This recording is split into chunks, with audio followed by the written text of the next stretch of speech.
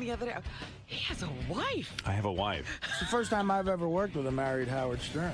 I met A-Rod, by the way, the other night. He Believe doesn't it or not, have a wife. I went out to dinner and he walks in with. I didn't even know. You know me. I don't know who A-Rod is. Not even that guy though. I never even saw a picture of him.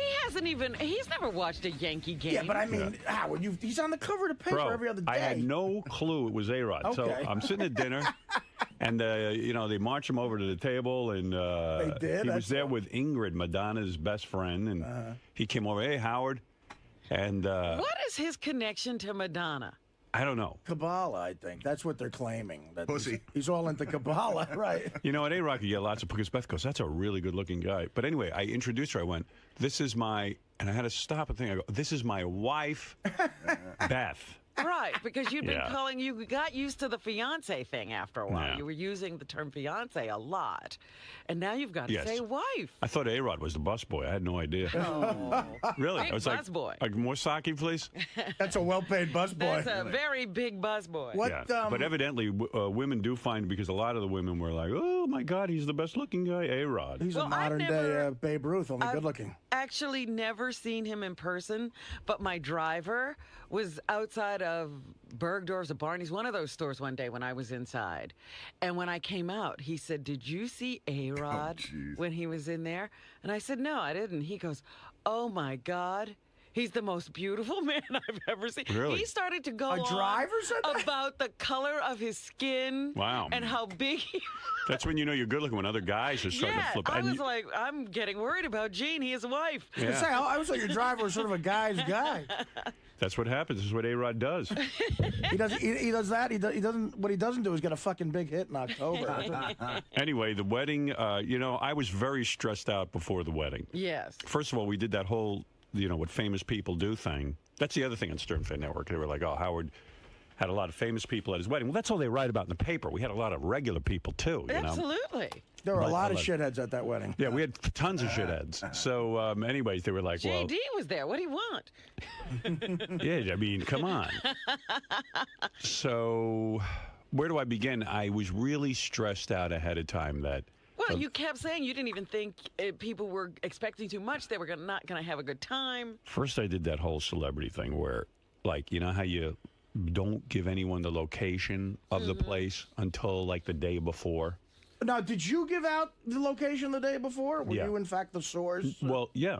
I mean, we Why? like, Where did you get it? No, I'm saying. Oh, okay. I meant publicly, obviously. No, not publicly. Right. I But know, in a sense, I know who you did do. that. Donald Trump did that. Yeah. In a sense, you do. You think so? Is he the guy? He was the guy. If you read the article in the New York Post on page 6, he was mentioned. They go, Donald Trump will be there. I mean, he was the only name. How would anyone know Donald Trump was going to be at my wedding? Wait, is he that much of a publicity guy? Yeah. Wow. You see, Donald thinks he's doing you a favor by, he's like, I can't believe this guy doesn't want publicity. Right. He's like, he's not getting any publicity. I'll help him out. He really thought you needed it.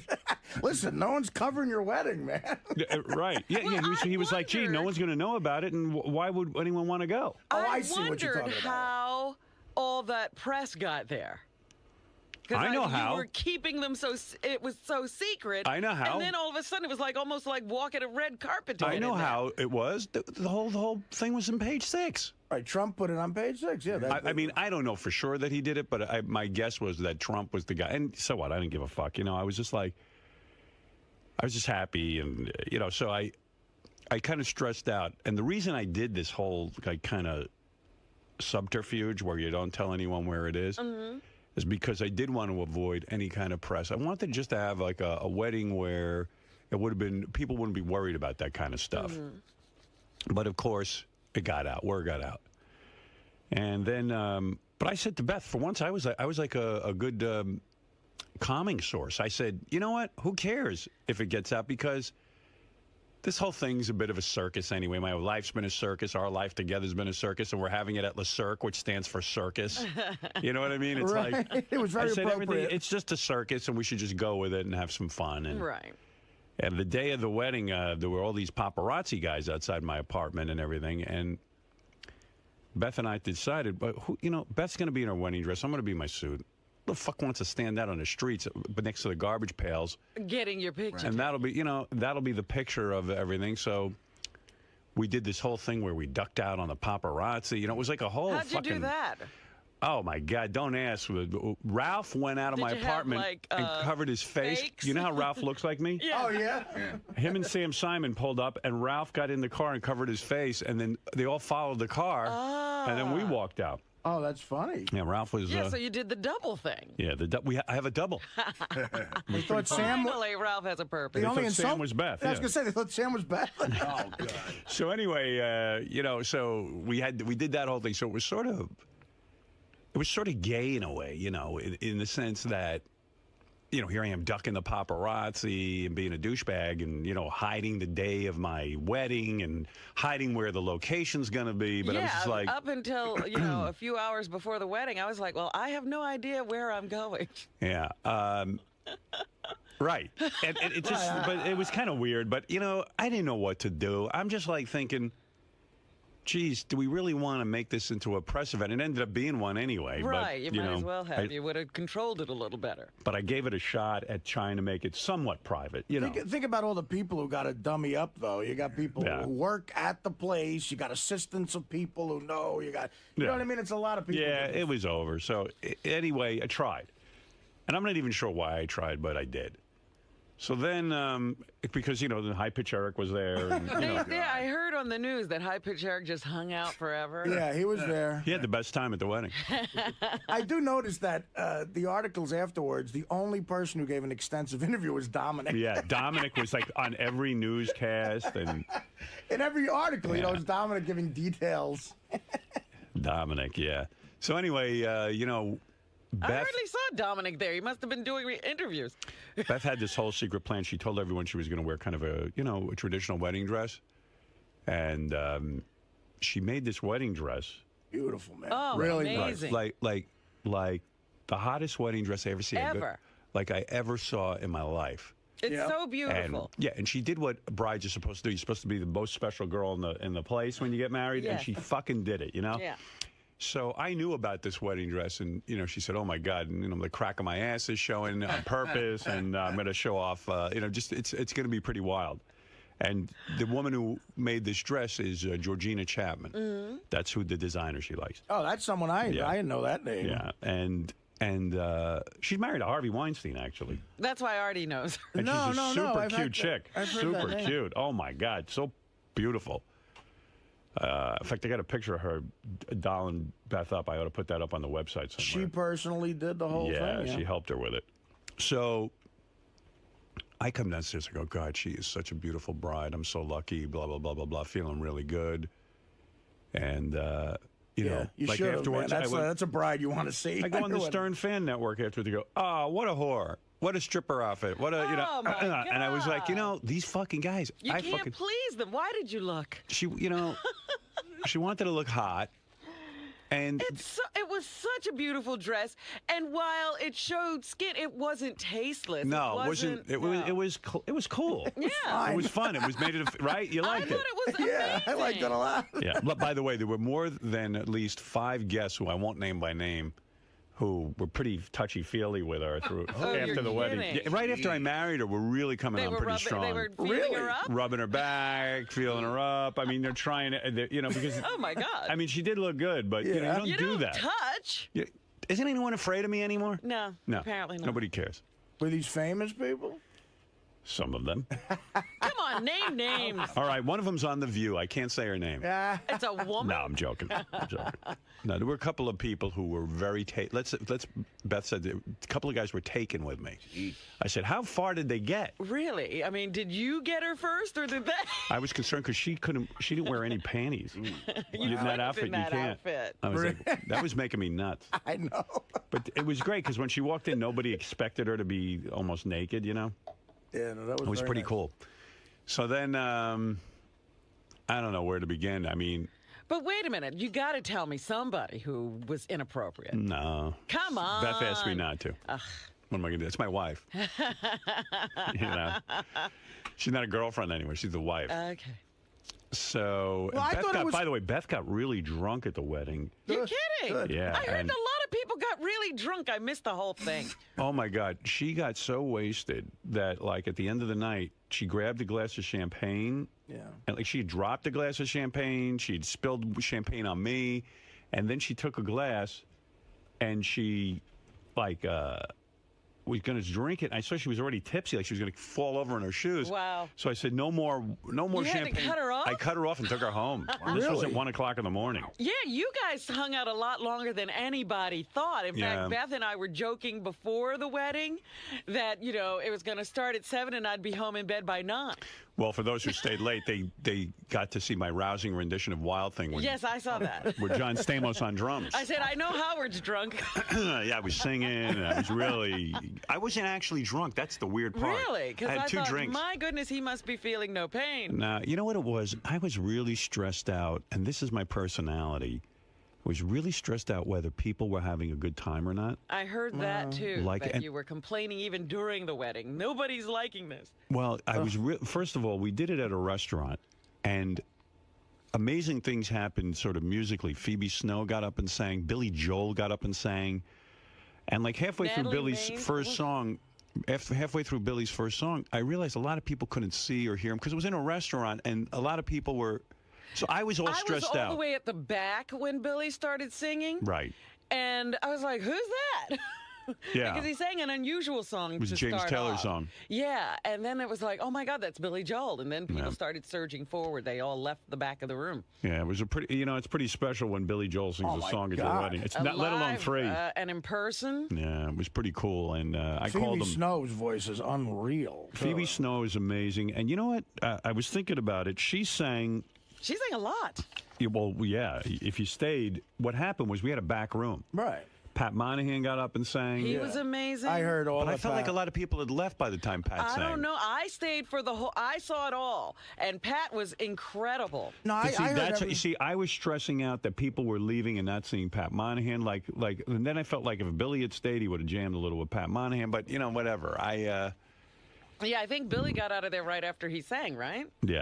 And like a lot of people were leaving when the whole thing was going on in the back. But there was a huge crowd standing There was. around. I mean, there wasn't supposed to be a dance floor, and everybody started dancing. They were Yeah. having such a good time. It was fun. Yeah, it was amazing. There's no way you would have been able to tell. It was who the left and- greatest. I've never had so much fun at a wedding. I was like, who would have thought that was a wedding? Yeah, right. Exactly. That was the idea, to have fun. So, like, the feedback I got from everyone after the wedding was everybody had like a really, really great time. It was like, a very special night. It was really unique. I don't know what time Artie left, but it just kept staying amazing. It I was left at just midnight. I left at midnight. So I got, Artie left me a message, and I guess with Artie's sobriety, if you don't mind me saying this. No. I don't- With Artie's sobriety, you know. It's a little difficult. It's a little difficult to watch everyone drink, and I was real proud of Artie, actually, and I called him back. You got my message, I yes, hope. that was very nice. And I said, you know, man, I'm real proud of you because rather than stay there and torture himself, he stayed till midnight, which is Or he more went than. somewhere where he could really have a drink. Yeah, either way. I heard someone told To me a heroin den. Oh, maybe I shouldn't be so proud of you. You went home. I thought you were going home. I heard you went out to hang out with some of your drug friends. No. I played poker. I went to go play poker with actually AA guys. Oh, good. Yeah, but it You was had an alcohol-free poker game. well, not alcohol free, but for a few of the guys. There's guys in Jersey I play poker with for years, and they play every Thursday night. So they were playing in Brooklyn, and I went, and I don't know, it was weird. Like I had to replace gambling. I had to replace drinking with gambling. Oh, for no. that. Oh, no. But oh, no. I won some money. But Did you? was it high stakes poker? yeah, this is like a $2,500 buy-in. Oh, this is one of those real games. Yeah. It's dealer's choice, you know. It's like whatever. I went And there. it starts at midnight. No, it starts about 10. Oh, but they let you come in late. Yeah. I've You been could friends come with in at any time, right? Yeah, I've been friends with these guys for a long time. Right. So it was. I was up $3,700. Wow. Yeah, that's what I. Did you win? I won. You won yeah, $3,700. $3,700. But no, it's actually it's a weird thing because I know 3 of the guys are major AA guys. So I don't know. I just went over there and played cards. So some guys drink and some don't. Yeah, Oh, but it's that's not. good. It's very much about the poker game, Right. more than the drinking. So you know. These are serious guys. They don't want a bunch of drunks at the table. Well, they wouldn't mind that if they're losing their money to them. Was it really hard for you though not to drink at the wedding? No, like I say, if I could be at a place where I'm having fun, my table was so much fun. I was with Jimmy and Sarah and Kelly Ripa, who was such a sweetheart. She was very nice to me. Right. Mark Consuelos, Chevy Chase and his wife, and Stamos and that hot chick he was with. So that was a fun table. Leah. Leah, Gal right? Pal, Yeah, she was. I saw in Us Weekly. Very pretty. Yes, very hot. Well, come on, he's John Stamos. Yeah. He's prettier than her. Yeah, I mean, a girl has to realize John's still going to be prettier. And very nice, too, by the way. Yeah, Very sweet nice. girl. Yeah. So anyway, we had an interesting ceremony. We had Mark Consuelos marry That was us. hysterical. And everyone was like, "Well, why are you doing that?" Because it's theater, and Mark's he's a really nice guy. Oh, my we God. got to know him. He took it so seriously. Yeah. That was what made it fun. That's why we chose him. The guy said, "I would really." When we asked him, he said, "No, I would really do a serious job." And he says, "And I'll keep it moving fast." No, it's quick. And Yeah. He was like the master of ceremonies. He was like, here we go. there was was no really time to good. get bored. That's what was great about it. And there was Usually no long, sappy. You remember, I love Bubba's wedding because it was very kitsch. But that minister, when he started droning on. My God. Well, we didn't put anyone through that. No offense, Bubba. No, your vows were great, too. It was great. Oh, yeah. So anyway, that morning of the wedding, Beth wrote her vows separately from me. And You guys waited till the last minute? yeah, we kept saying we have to write our vows. We had to write our vows. I've Wow, always 'cause been that way. Even in school, I have to Yeah. wait till the last minute. Well, when she said, when we left each other today to go write our vows, I'm like, they're kidding. No. And With everything else going on. yeah, I mean, the only vow that I had written ahead of time was that I was laying in bed one night and I said, I vow to always TiVo all of our favorite shows, That was funny. including the following shows. Then I listed Bachelor, Bachelorette, American Idol. I mean, Biggest Idol. Loser and Biggest Loser Family. That Right. was the one that got me. Yeah. So I listed everything in our TiVo. So. I think promising to shave all your disgusting body hair was nice, too. Yeah, and I started out with I promised to do all the things that guys always promise their wives will do: clip my nasal hairs, Right, shave. right, And right. I had this whole Dutch oven line that I left out. I know. I heard about that. Yeah, I left out the Dutch oven Yeah, comments the party got purpose? well, cut. yeah, I was reading the crowd. They wanted me to move on, and then I realized I was going on with the funny shit for a while. And I said, this crowd's starting to think I'm going to treat this as a goof. Right. So then I got down to serious vows. I should have brought my vows in to read to you. Yeah, they Man. were good.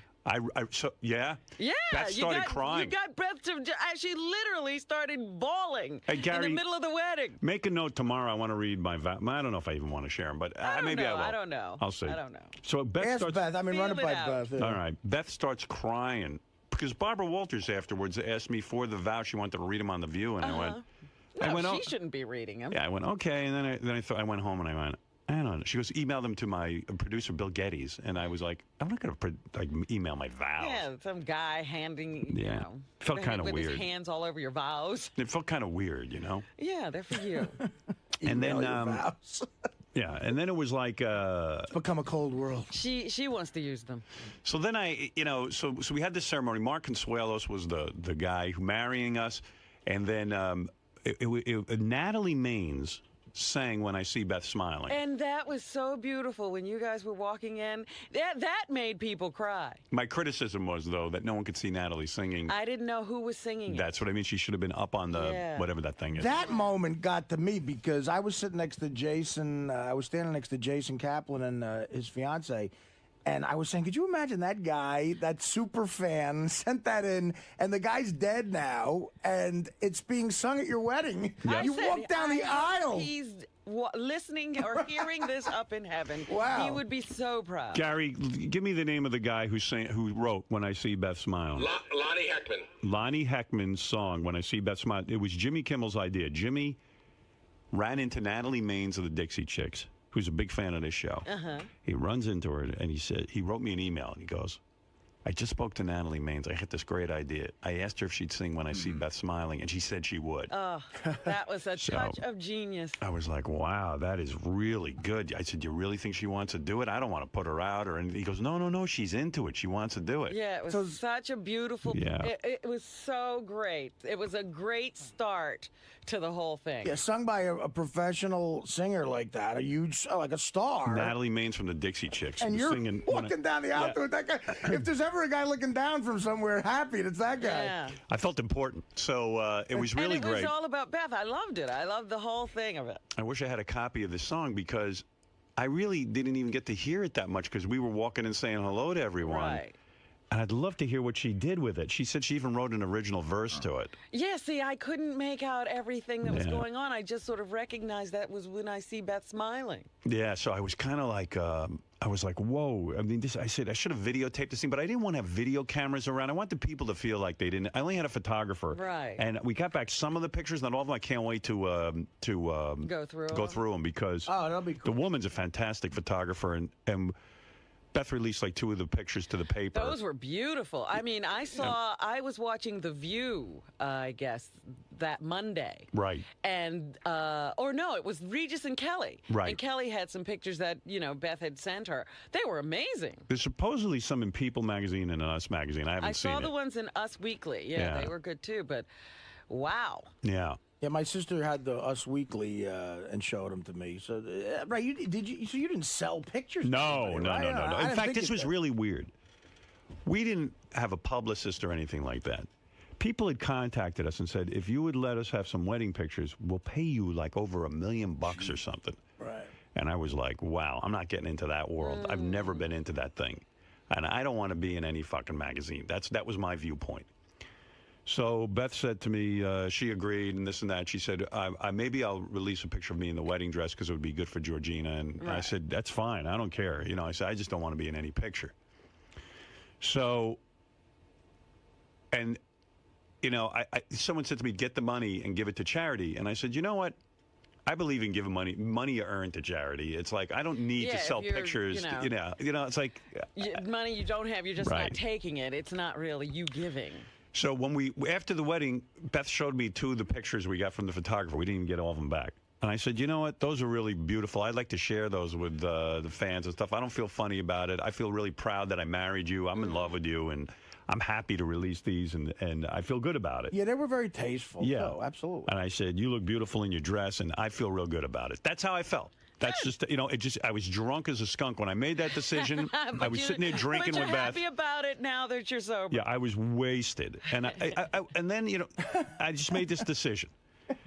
So Beth said, well, how do I do this? So she sent the pictures over to Georgina, who had a public relations firm, and she knows someone at Us Magazine who did a story, and she sent it over to them and stuff. So then they start asking her, are these pictures exclusive?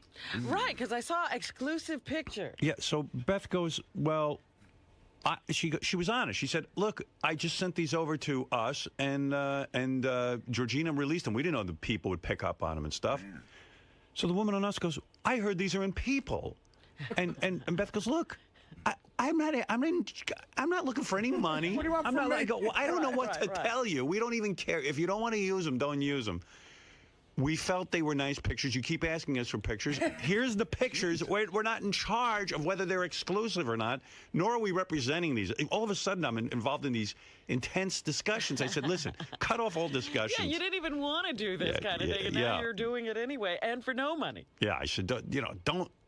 I'm not looking for a dime. I got married. Here's a picture. Here's a picture. You asked for a picture. Here it is. Yeah. You were begging for a picture. Now you're yelling and screaming at it. Yeah. So anyway, ceremony starts. We walk in, and I got to admit, I was like nervous beforehand, more nervous that people wouldn't have a good time. I don't know why that matters so fucking much to me. I was having a good time. You did everything you could to make it a wonderful occasion. So I guess you do. I mean, I've given those things, and you do. You worry about every little thing going right and people just enjoying themselves and being comfortable. Right. So I walk in. And everybody's there. And Beth's idea was, we'll walk into the restaurant. She goes, and let's just walk straight right up. Like people having cocktails and eating hors d'oeuvres. We'll walk straight up and get married right in front of them. They won't even know. That was, I thought, the coolest thing ever. Yeah, Beth says, just do it that way. That way no one has to interrupt their party. It's entertaining for them, and then we're out. We were in a cocktail hour. We were at the wedding. Right. So I thought that was cool. That was a good format for other people to take note of. Yeah. Enough with sitting down. And now we got to move to another place another place and another place. Yeah, we walked in, boom, right up to stage. Natalie started singing When I See Beth Smiling. And then, bam, we hit the, whatever that thing was, a little stage area. Right, the chuppah. People were calling it a huppah, but it was not a Mark Consuelos was more of a padre than a rabbi. Right. Well, yeah, he was a reverend. He was a reverend. And this guy took it so seriously. I mean, I can't thank this guy enough. He put thought into it, and he went out and got a license, and he found out all the rules, who has to sign the marriage certificate, blah, blah, blah. He had Kelly carrying around the license. Yeah. Kelly was hunting people down to sign the license, you know. Right, it was so funny. Yeah, it was great. And that's a great couple. They were really just nice people. So they did that. So then Mark starts the thing. Natalie has sung already, and Mark starts his thing. And he got right to it. He introduces Jimmy Kimmel, who we were told was going to make a serious poem. That was Jimmy's idea. Jimmy goes, I'm going up and doing a serious, sappy love poem. Right, like somebody else wrote. Yeah, which I thought would have been hysterical. So Jimmy gets up there, and he starts to do this serious poem, and I realized, like a line or two in, I said, he shouldn't have gone serious, because you know what, it's not that funny. But then all of a sudden, he wisely went to funny. Right. Here, Oh no, he did. He called an audible there. I thought he did that on purpose. No, he did it on purpose. But I thought he was going to go all serious. Right. Do you want to hear what he said? Sure, I heard it, but it was so funny. I think others should. I won't do it as good as he did it, because imagine in front of all those people, he gets up and he goes, "Love is patient. Love is kind. It does not envy. It does not boast. Love is not proud. It is not self-seeking." So here I'm going, we're going to be in fucking trouble, because it is kind of funny to have Jimmy just be serious, Right. but Why it's not is Jimmy that funny. speaking if this is what he's going to say? Love waits quietly while he plays chess online against 8-year-olds. Love is saving a bunny in the park and a filthy seagull on the beach. Love is going to bed with him every night before the 6 o'clock news. Love is sitting through a whole Tyra Banks show just to see her. Love is dancing with homosexuals while he plays beer pong with Ivanka Trump. Love is letting his gay friend vomit all over the guest room. Love is having every detail of your sex life available to anyone who can afford to pay $12.99 a month. Love is going to Pittsburgh to see your family and not making him come with you when you know full well he's at home masturbating. Love is watching horrible shows like The Bachelor, even though they might be a bit too girly for your taste. Love is never asking why an adult man with grown children carries baby wipes wherever he goes. But most of all, love is when the engagement chicken actually works. This is the word of the Lord. Thanks be to God. And I thought that was the greatest. It was great. It was so well received by the crowd, too, because everybody did think, uh-oh. And then he came out with that first line, and everybody relaxed and got into it. Then Mark Consuelo said, okay, Howard and Beth have written vows. And then, we gave the vows. And I'm starting to read my vows, and I get to the serious stuff. And Beth starts crying. And I got to tell you something. Beth's cried like maybe 2 or 3 times in our entire relationship. Really? She seems like a crier. No, she's not. She's always been very happy. Yeah, she. Well, I mean, you cry for happy stuff too, though. Yeah, maybe she looked at me real hard up there and said, "What the fuck am I doing?" I'm actually marrying him. Yeah. No, she was so touched. So you think they were sad tears? Sad tears, like I could have done better. The reality finally hit her. Well, I thought one of the best lines was someone in the crowd. We were getting ready to do this wedding, and I go. Someone yelled out, "Hey, look at Beth, not Mark Consuelos." Right. Yeah. So I said, when you were saying something, the I do's. Yeah. So I said, "Oh my God, I was trying to get my bearings," and I go, "Oh man, here I am marrying Beth, and I'm staring at Mark Consuelos," and Beth goes, "So am I." Yeah. So I thought that was pretty good. Well, because he had to stand on a platform too to marry you.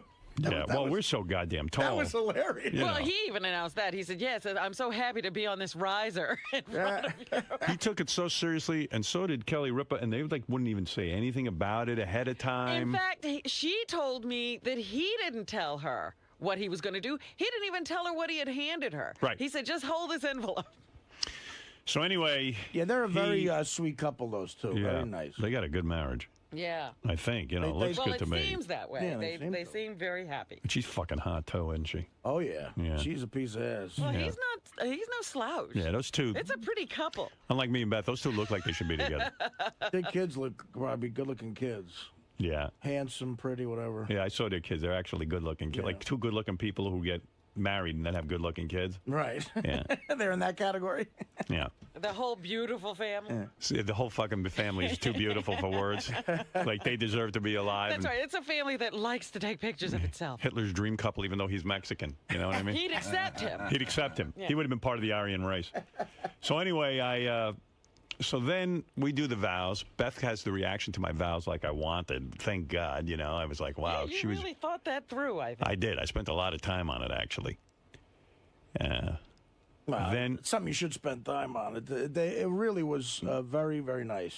I spent like an hour on that. Really, an hour, a good hour. An You hour know, of when my you're time. inspired, an hour's all it takes. Well, Beth kept saying, you got to write your vows. You got to write your vows. And I was like, yeah, I do want to do that, but what do you say? And I had to really think about it.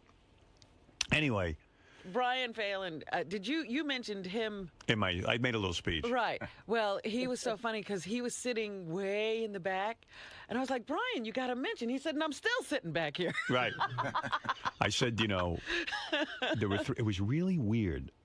I think I said this on the air. The morning, I don't know if I did say this on the air. No, I don't think you said it on the air because it was the first time I was hearing it. Definitely did not say it on the air. I'm walking in the day before my wedding.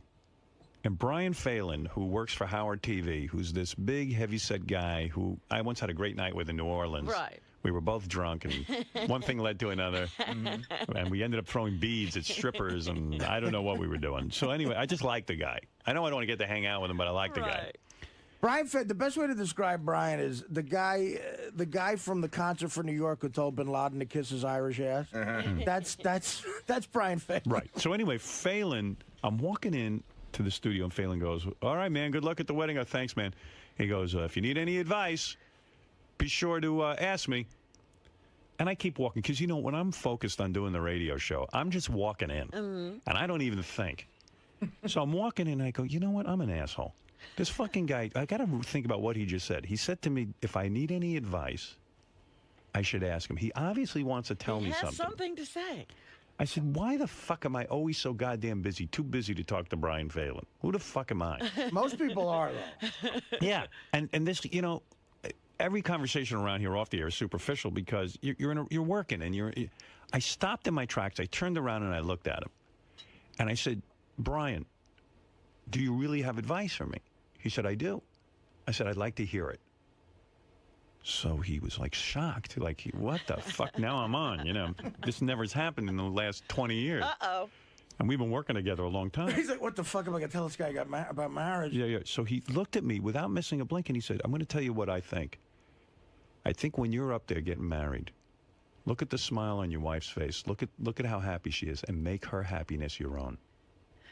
I said, what the I got goosebumps. I was like, the fuck, this fat fuck. He knows something. This fat drunken fuck knows something. He clearly had been to a Chinese restaurant and got a fortune cookie. I don't know. Come on, man. That was profound. That's profound. And I said to him, you know, profound. Brian. And you never expected to come from Brian. I said, Brian, I am so going to hold that inside of me because that makes a lot of sense to me.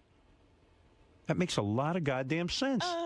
You're like a fucking Irish Yoda or some shit. The only problem is, what if, and you don't have this issue, but what if your bride isn't smiling? Yeah. All right, So then you better get off stage. So Make anyway. her anger and hatred your anger and hatred. So anyway, and then like he wasn't the only guy to give me advice. It was weird. Once I got into this advice mode, like all of a sudden advice was coming my way. Right. And the best thing I did for you was not tell you shit about it. Well, what would you know? Come on. Well, that's what I mean. Who was the second person I mentioned? Pat Monahan. Pat Menachia? Menachia. I'm sorry. Right. No, I mentioned him during the vows. Okay, then who else did you mention about advice? I can't remember my own fucking speech, but I thought there was. It was Don Buchwald and someone else. Who was the second person? Anybody remember? No one listened to me. You mean Brian? No. Brian and Don and... It was one other person. Terry, you're driving? Terry. Okay, you got it. Yeah. So then I'm talking to my agent. I go, Don, you got any advice for me? Because now I'm thinking everyone's profound. And he goes, I do. I was like, wow, my agent has advice for me. And he goes, you know, when you're single, you're incomplete. And I'm thinking, wow, this is really heavy. And he goes, but when you're married, you're finished. So I was like, oh, man. That's one of the great lines. That wasn't good. Yeah. And then, Don's been to a few roasts. But He's a friar. Terry, the guy who drives me around, you know. because I'm too fucking famous to be driving myself That's around. right. How could you drive? If anyone saw me driving, it would be over. You'd cause accidents. This guy, Terry, he says to me, I get out of my shrink appointment. It's the day before my wedding. He goes, look, I got a full tank of gas. I could have you in Boca in 24 hours. Such optimistic people. Yeah. Terry McGregor. Who the fuck would go to Boca? I'd go somewhere else. Boca. But he goes to all Boca because Terry knows. he's a golfer. Oh, okay. Yeah, he's a Boca. Go down to Boca Raton, hit a couple of balls. Fucking have a great time. The first time I got married at my house with my family, Right. he says to me, I got a boat. I can pull up. Oh, He's going to get you out of there one way or the Yeah, other.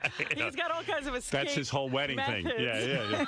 He's got a whole I got escape. a boat. I got a car. What do you need? By the way, happy birthday to Artie Lang. We missed his birthday That's right. Saturday. I thought about that the you. other day. I Oh, said thanks. it's Artie's birthday week. Yeah, 41. Not a lot. A lot of people losing a lot of money on the internet. I was going to 41. say, who expected it? All right, so then, am I doing okay with the wedding talk here, or should we stop? No, it's All great. right, I'm so enjoying it. Please enjoy. keep going. Keep going. All right. So then, the next big thing was, I now pronounce you husband And and Beth wife. read her vows. Right. You did not cry. I did not cry, but I thought they were. You know what? They were beautiful. I want to read them. It was hard for me even to concentrate. I loved when she said, we're a team. We're now Team Stern. I love that. Yeah, she wrote some nice stuff. Yeah, And, sweet.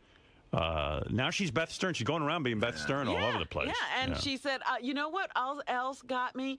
Because the Tom Arnold had been in here the day before. Right. And you said, you've been married 3 times already. What hasn't worked out for you? He said, none of them had my back. Right. I never got that feeling that you marry because you want somebody to have your back. And Beth said, I have your back. Well, this was the eerie part of writing vows. Beth went in a room to write hers. I went in a room to write mine. And in my vows, I don't know what made me think of this. My friend Pat, I was running with him one day, and he said, "You know what I like about marriage?" He said, I asked him, like, what's the thing with marriage? And he goes, to me, he goes, I just like knowing that somebody has my back. And this stuck with me. So I came home and I told Beth about it. In fleeting conversation, 2 seconds. In my vows, she hadn't read my vows. I'm writing him, I go, I want to mention my friend Pat, who told me the greatest thing about marriage is, you have your back. And I just want you to know, honey, I have your back. Or something like that. Right. And then, separately, I thought it was really kind of eerie that she wrote in her vows The same thing. the same thing. I just want you to know I have your back. And it struck me because that's what Tom Arnold was saying he never ever felt when he was in those marriages. Roseanne didn't have his back, but she had his front. Every his other face. side. She had every his other balls. side. She had his face. She had everything but his back. Yeah. I don't know. He had her back. He had her back, her front. Yeah.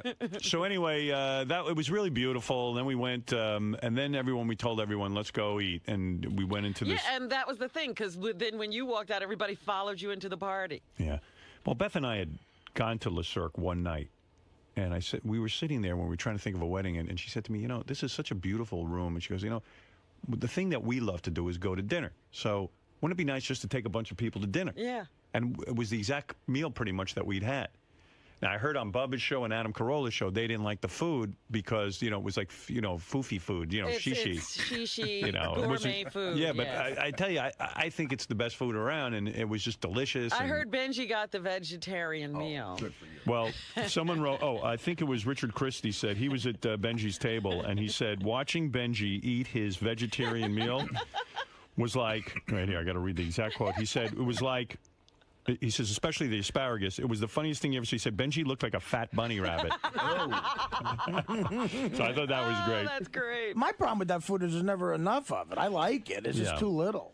Well, then Well, you that's load Bubba's, up on bread. I'm sure, problem, too. By the They're way, trying Bubba- for a real, Bubba's hoedown. heavier than Artie at this point. I know. Am I right, Art? Did you size him up?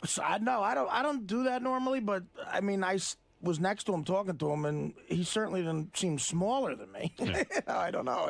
It was a great night, being surrounded by all the people we work with, people we know in our lives, people who've been good to us on the show. Yeah, it was amazing. I hardly ate because I was running around trying to say hello to everybody. Yeah, and it was and Artie hardly ate because there wasn't enough food. That's right. And so, I ate everything. He ate everything, and he hardly Every ate. one of my plates was clean. Excellent. So it was kind of this fun night, and then like we're sitting and eating. And Phoebe got up and did 2 songs. They were, of course, serving the food during it. It was like, we had nowhere really to perform, but I hope people still enjoyed it. No. That was amazing. And in fact, she was like, she wanted to, she was like feeling like she was interrupting people's meals. And people said, no, keep singing. Phoebe got up and did 2 songs. And the 2 songs that she did were, I'm spacing out. I can tell you if you want. Yeah, Sam go ahead. Cooke's song, right? No, it's Everything I Do, I Do It For You, the Brian Adams. Brian Adams song, which was, I wish I had, unbelievable, we got to yeah. get Phoebe in just to sing the 2 songs she sang at my wedding. Didn't you see Darling You Sent Me? She said, you send me you the sent second me. one. Is that a Sam Cooke song? That is. It is. Well, he It is. did it, yeah. Yeah, And the Brian Adams that song, was great. I saw her interviewed. She said it mentions marriage or something in it. So, so she chose those 2 songs, and she was just brilliant and wonderful and amazing. Yeah. And I called and thanked her a million times. It was really special. And then at the end, after they served the meal, everyone went back, and a lot of people performed. Like Stamos got on drums. There was a great house band. And Everybody was like, ugh, and he can play drums too. yeah, I know. That's what some girls told me. I didn't think he was that good looking until he started playing drums. And then, but I just want to make a point. So Phoebe started singing. Pat Monahan from Train sang a bunch of songs. He Natalie and Jillian. So anyway, all right. So this is what we got to talk about. This is the controversy of the night.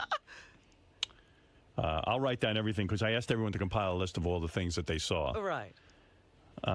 So, when Natalie said when she'd sing When I See Beth Smile, I was happy about that, but I said, gee, wouldn't it be great if Natalie got up and did a couple extra songs? And I said to Gary, don't bother her about it, but if she did, it'd be really cool.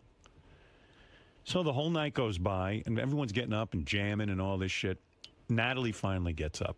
She finally gets up. And in fact, all summer long, we were going to call Natalie, and we had hung out with Natalie a little bit over the summer. And I was going to say to her, gee, do you think you want to do some more songs? But I didn't dare ask. It would be really cool if she did Landslide, but I'm not going to say anything. Well, because it's not about that. You don't want to bug people and pressure them and all that shit. So all of a sudden, Natalie finally gets up. She's having trouble. She's tuning in guitar, but she's getting ready to sing. Jillian Barbary. I like her, man. I love Jillian. I was sitting next to her during the wedding. Can I just make a quick... She must have been drunk or something. Can I make a quick observation? apparently. I love Jillian. I really do. I had a great time with her. She was the closest thing to having invited a whackpacker to the wedding. She was just such a... she's super fan. Like, she would go... I was like in the corner, and I heard the shriek. Oh, my God, JD! Like, everybody she met was exciting to her. She was having a great time. Yes, she was. Husband's a nice guy, the whole Great thing. guy. I love Anyway, she goes to Natalie, I'm going to get up and sing. I guess they'd had a discussion, and Jillian said, I'm going to get up and sing with you. Natalie came over at one point, and they got into a conversation, and they realized they were both huge fans, and they bonded over that. Right. But, Artie, were you here for this No, moment? see, okay, so you got to I would hear love this. to have heard Natalie Main sing Landslide, well, but you gotta hear Jillian this. sang it with her? Hold it. Oh, God. Jillian gets up with her. Oh, God. They finally start singing Landslide.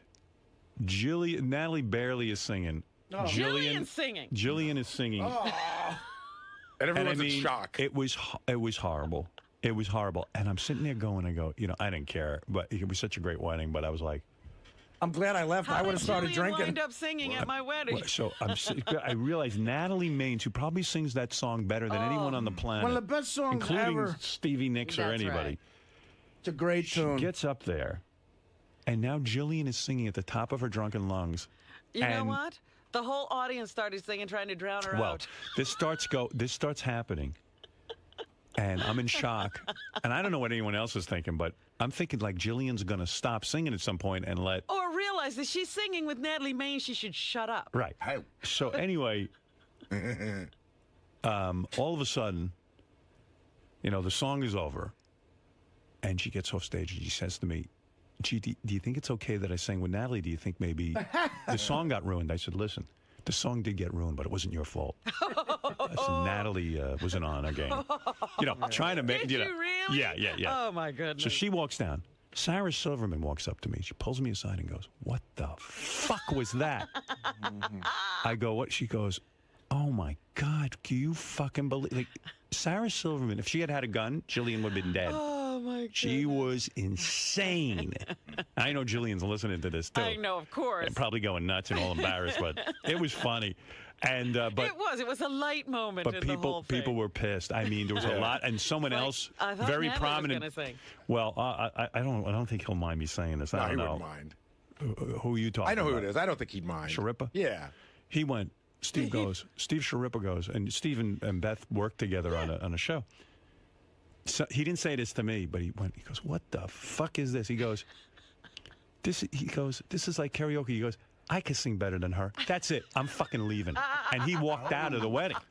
I had left before that, but I sent him home. She sent him home. that would have been a highlight of the night, landslide. you know. Right. And by the way, so during the eating part of the wedding, a lot of people made a speech. Ralph made a speech. He was working on this speech for fucking 7 days. He ended up throwing it out. He's out of his Howard. He's so out of his mind. He comes to me and he goes, "How much time do I have?" I go, "Like 15 minutes." It's like, what? Like, really freaks out. He's got cards and they're scratching all over them. It's like, he was insane. I go, "Ralph, you've been working on this for months." You really ruined his night. But I mean, by why? giving him an assignment. But the guy's had months and months, fine, though. and he's like, "How much time do I have?" I go, "You've had 6 months to write these vows." Vows. Sorry. Vows. There's a Freudian. That's my wife. Anyway, so He should have walked you down the aisle and given you away. Artie made a great speech where he incorporated that he had dedicated his book to me, and I was really moved by that. He fucking killed me with that. And thanks, man. That was really beautiful. And no one ever dedicated a book to me like that. I mean, that was really very sweet. And great speech, funny. You know, Artie has no He trouble. roasted a few people. Yeah, people said Artie took it real seriously. They said even during our wedding, he was like busy jotting notes and writing shit down. He was looking at the room. You could tell. Yeah. I didn't know. Things in. I didn't know Billy Joel was definitely going to be there, and I had 2 jokes with him in it that I was going to. I said, "Fuck it, I'll just do them." But I couldn't. It was the setup of the room helped me because not being able to see him made it easier to do. Right. Yes. But anyway, so I was honored that you would let me make a speech, man, and that was very, very nice.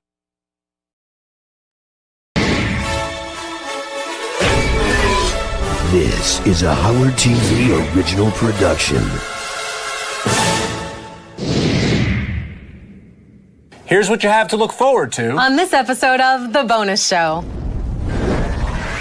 Pete's hands are tied.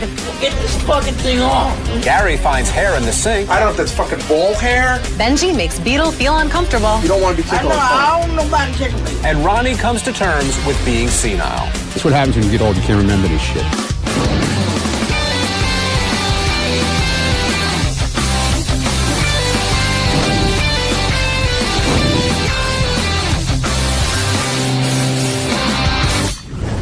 Hello, Stern fans, and welcome to The Bonus Show, a weekly update of all the great behind-the-scenes moments you can't see anywhere else. I'm Rachel Fine. And I'm John Hine. Let's skip the small talk and get right to the first clip, shall we? Agreed, Rachel. Let's not banter. Let's get to it. Yeah, John, what happens is a lot of times our setup is longer than the actual clip itself, and we need to be very careful about that. You know, I couldn't agree with you more. All solid points and well phrased, I might add. Thank you, John. Oh, you're quite welcome, Rachel. This first clip needs no setup. Don't be an asshole. I don't really give a fuck Don't be a what you fucking got. asshole. I got don't hot care what water you in got. here. I got hot water here. Calm down. Good. Calm down. Good. Listen, jerk off. It's enough out of you. Good. Who's over there? Come through, please. What, are you going to time it to walk through at the same time? I'm just trying to get to my desk. Yeah, good. Fucking office bully. Can we shove that thing up your ass? Yeah, come on. I know how you like that. Get away from me, cocksucker. What can I do for you? Got any advice for JD this weekend? Excuse me. Just play it cool. Don't even walk near me now. Walk that way.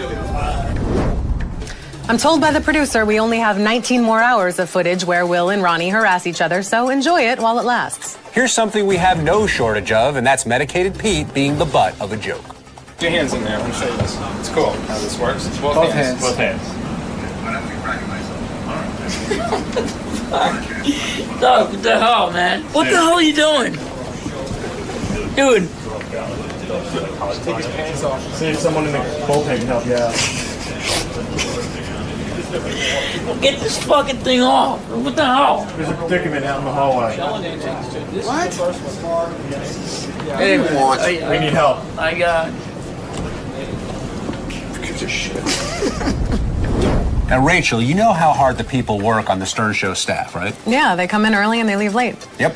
And sometimes they don't get a chance to trim their body hair at home, so they have to use the bathroom by the control room. That I did not know. Gross. Here's a bathroom altercation between Baba Booey and a hair clipper happy Sal, the stockbroker. So Sal was just in here right before me. I saw him with a pair of scissors. I don't know what. I don't know if that's fucking ball hair or beard. But like, what is that? That is disgusting. I'm gonna go get him now. Seriously, I'm gonna go get him. Sal, you got a second? Can you come with me for a second? Well, Howard, here are the welcome. What's going on? I'm gonna ask you. Set up. No, you're not being set up. Oh, did I leave the bathroom dirty? Yeah. What is that? Oh, I got black gunk from the makeup in my mustache and I cut it. It's not pubic hair, whatever you think. I'm not positive what it is. I swear to God. As a matter of fact, if you look right here, Gar, you can see the line I made with my scissor. But why'd you have to cut it? When I cleaned it, there was still like some black pieces, so I know, but so clean it. I know, but then you walked in, and as a courtesy, I walked out for you. You could say, so if you walked in as a courtesy, if I left the shit in the toilet, when I say, oh, as a courtesy, I'll let you in. That's what you do to me. You were so dominated that when I see you, I just run. I didn't even say get out. I just have to. I saw you go, look, this is the boss. I gotta move. You have zero respect for me, and all of a sudden you're afraid of me? No, I'm just bullshitting. Exactly. Get him out. Get him out. I just want to wash my fucking hands. All right. Just one more. As disgusting as guys are, I have to say that women's bathrooms are way worse. How so? Well, you've walked into a bathroom and witnessed a floater, right? Sure, numerous occasions. Uh-huh. Have you ever seen a floater with a used tampon on top of it? Okay. While John works that image out of his head, I will set up the next clip by saying, here is Benji on a tickle rampage. They asked me to try to tickle you. If you want, if you don't want to be tickled, it's fine. I don't know nobody tickle me. Nobody. Okay, that's fine. But if I were gonna, I won't do it, Beetle. But He's really good at it. I'm not. I don't let nobody. I'm kind of professional tickler. He's great at it, Beetle. But no, but Beetle. I don't care. He's the best in the business. I'm not nobody touching me. No, Beetle, I'm not gonna do it. I promise. Nobody ain't tickling. But could I ask you? Could you tickle yourself in my honor? No. Do you want to tickle him? I ain't taking nobody. All right. You don't want to use. Can I just show him what I would do, real quick, to you, Richard? Yeah, here, Beetle, watch. Show him how much fun it is. All right. That's good for you. You ready?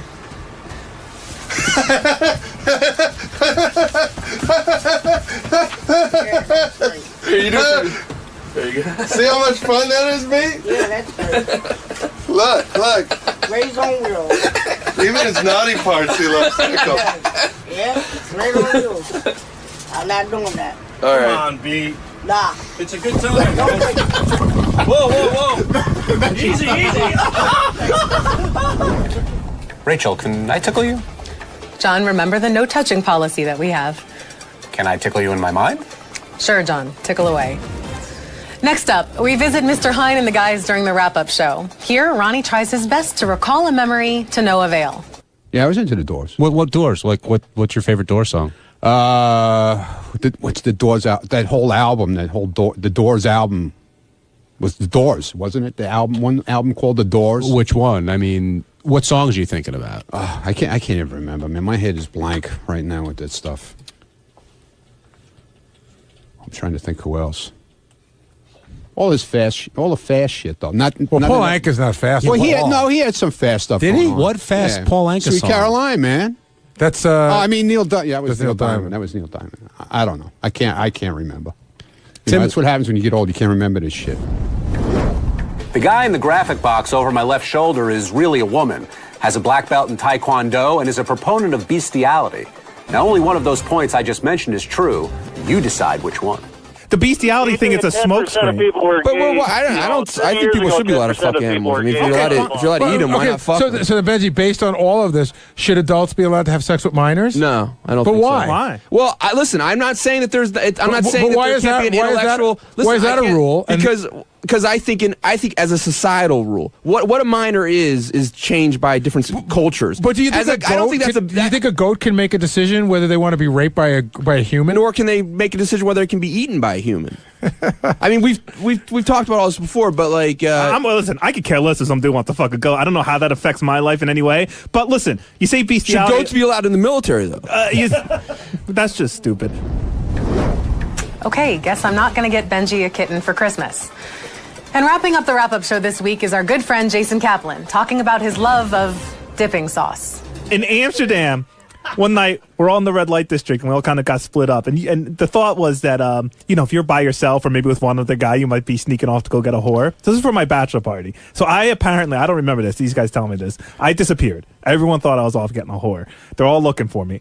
To turn around the corner, they say I walked around with the biggest grin they've ever seen on someone's face. I just had a huge thing of French fries in my hand and mayo, and I was just covered in mayo. There's mayo all over my fingers and my face. I'm like, dude, those fries are the greatest thing ever. But more importantly, the mayo they have, the spicy mayo. Oh, I would never eat it. Oh, Bob in St. Louis, you're on the wrap-up show. Eat it off your back.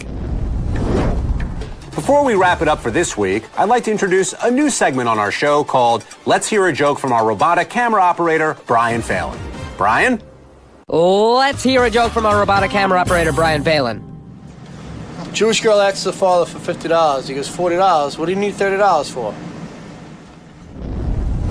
Now that's a good one.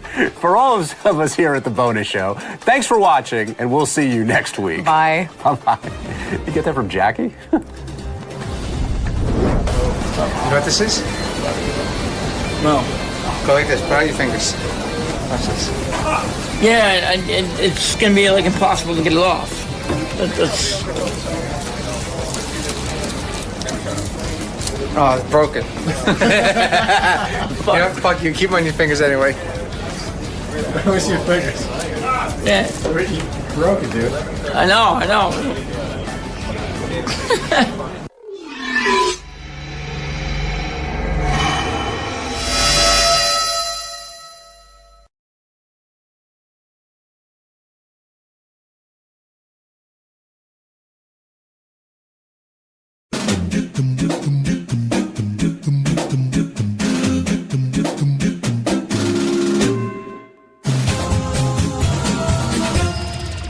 Hey Stern fans, welcome to Fine Time, the show where you, the fans, get the opportunity to ask questions and interact with your favorite Stern Show staff, Whack Packers, and celebrity superfans. I'm your host, Rachel Fine. Now, when the guys at Howard TV first conceived the show, my guest today was one of the first names that popped up as a must-have. Now, it's not because of any one particular thing that he does, it's because he has utter and complete verbal diarrhea. You may love him, you may hate him, but you certainly know what his penis looks like. His phony phone calls are instant classics, and his least favorite number is 143. Ladies and gentlemen, I give you Sal, the stockbroker Governale.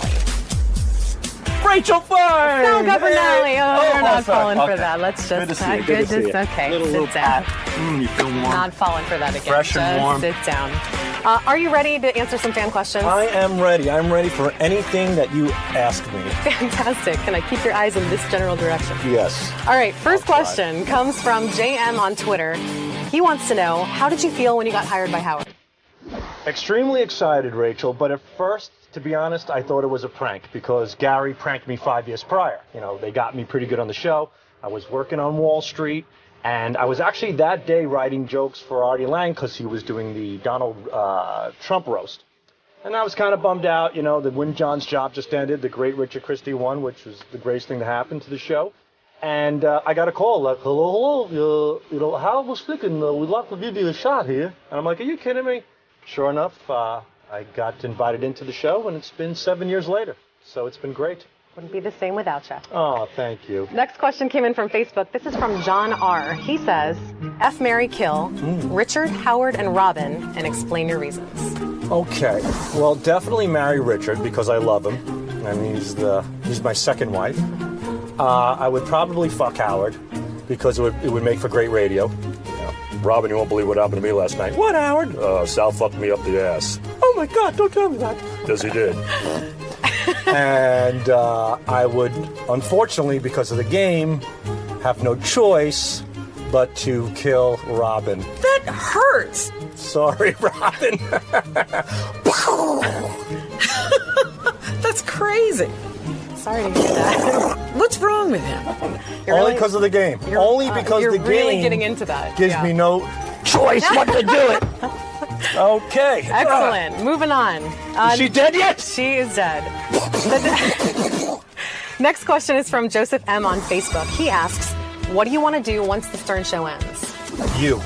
Every That is night. so sweet. As long as Richie Wilson doesn't kill me. You're going to have to clear that with Richie. What do I want to do? I want to continue to write with Richard Christie, put shows together, comedy, perhaps work for a television show like Jimmy Kimmel, certainly pursue stand-up, and just continue within that vicinity, in the entertainment industry in some capacity. Sounds good. Maybe you'll be the next Ronnie Munt. I said entertainment.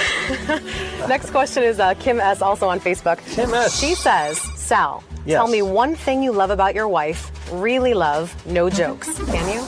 Yes, of course. My wife is a spectacular and awesome mother. Really, really great. That's one. I could tell you a few. Give me another. I think she's absolutely beautiful. I think she has a great personality. And I also think if it wasn't for her, 80% of my material would be out the window. She always says to me that, if it wasn't for me, you wouldn't have anything. And to some point, that's true. The price that we pay for that is a different story. But it's certainly the truth. She's really good. She's a good source of your comedy. Yeah, she's got a good sense of humor. So romantic. Next one also from Twitter is from Roger. He says, how did you ever pass the Series 7 exam? I studied every day. I actually made it a job. I got up at 9 in the morning and I went to my kitchen table and I stayed there till 5 p.m. And the only time I took a break was at noon, like I took a lunch break, and I would put on The Price is Right during my lunch break.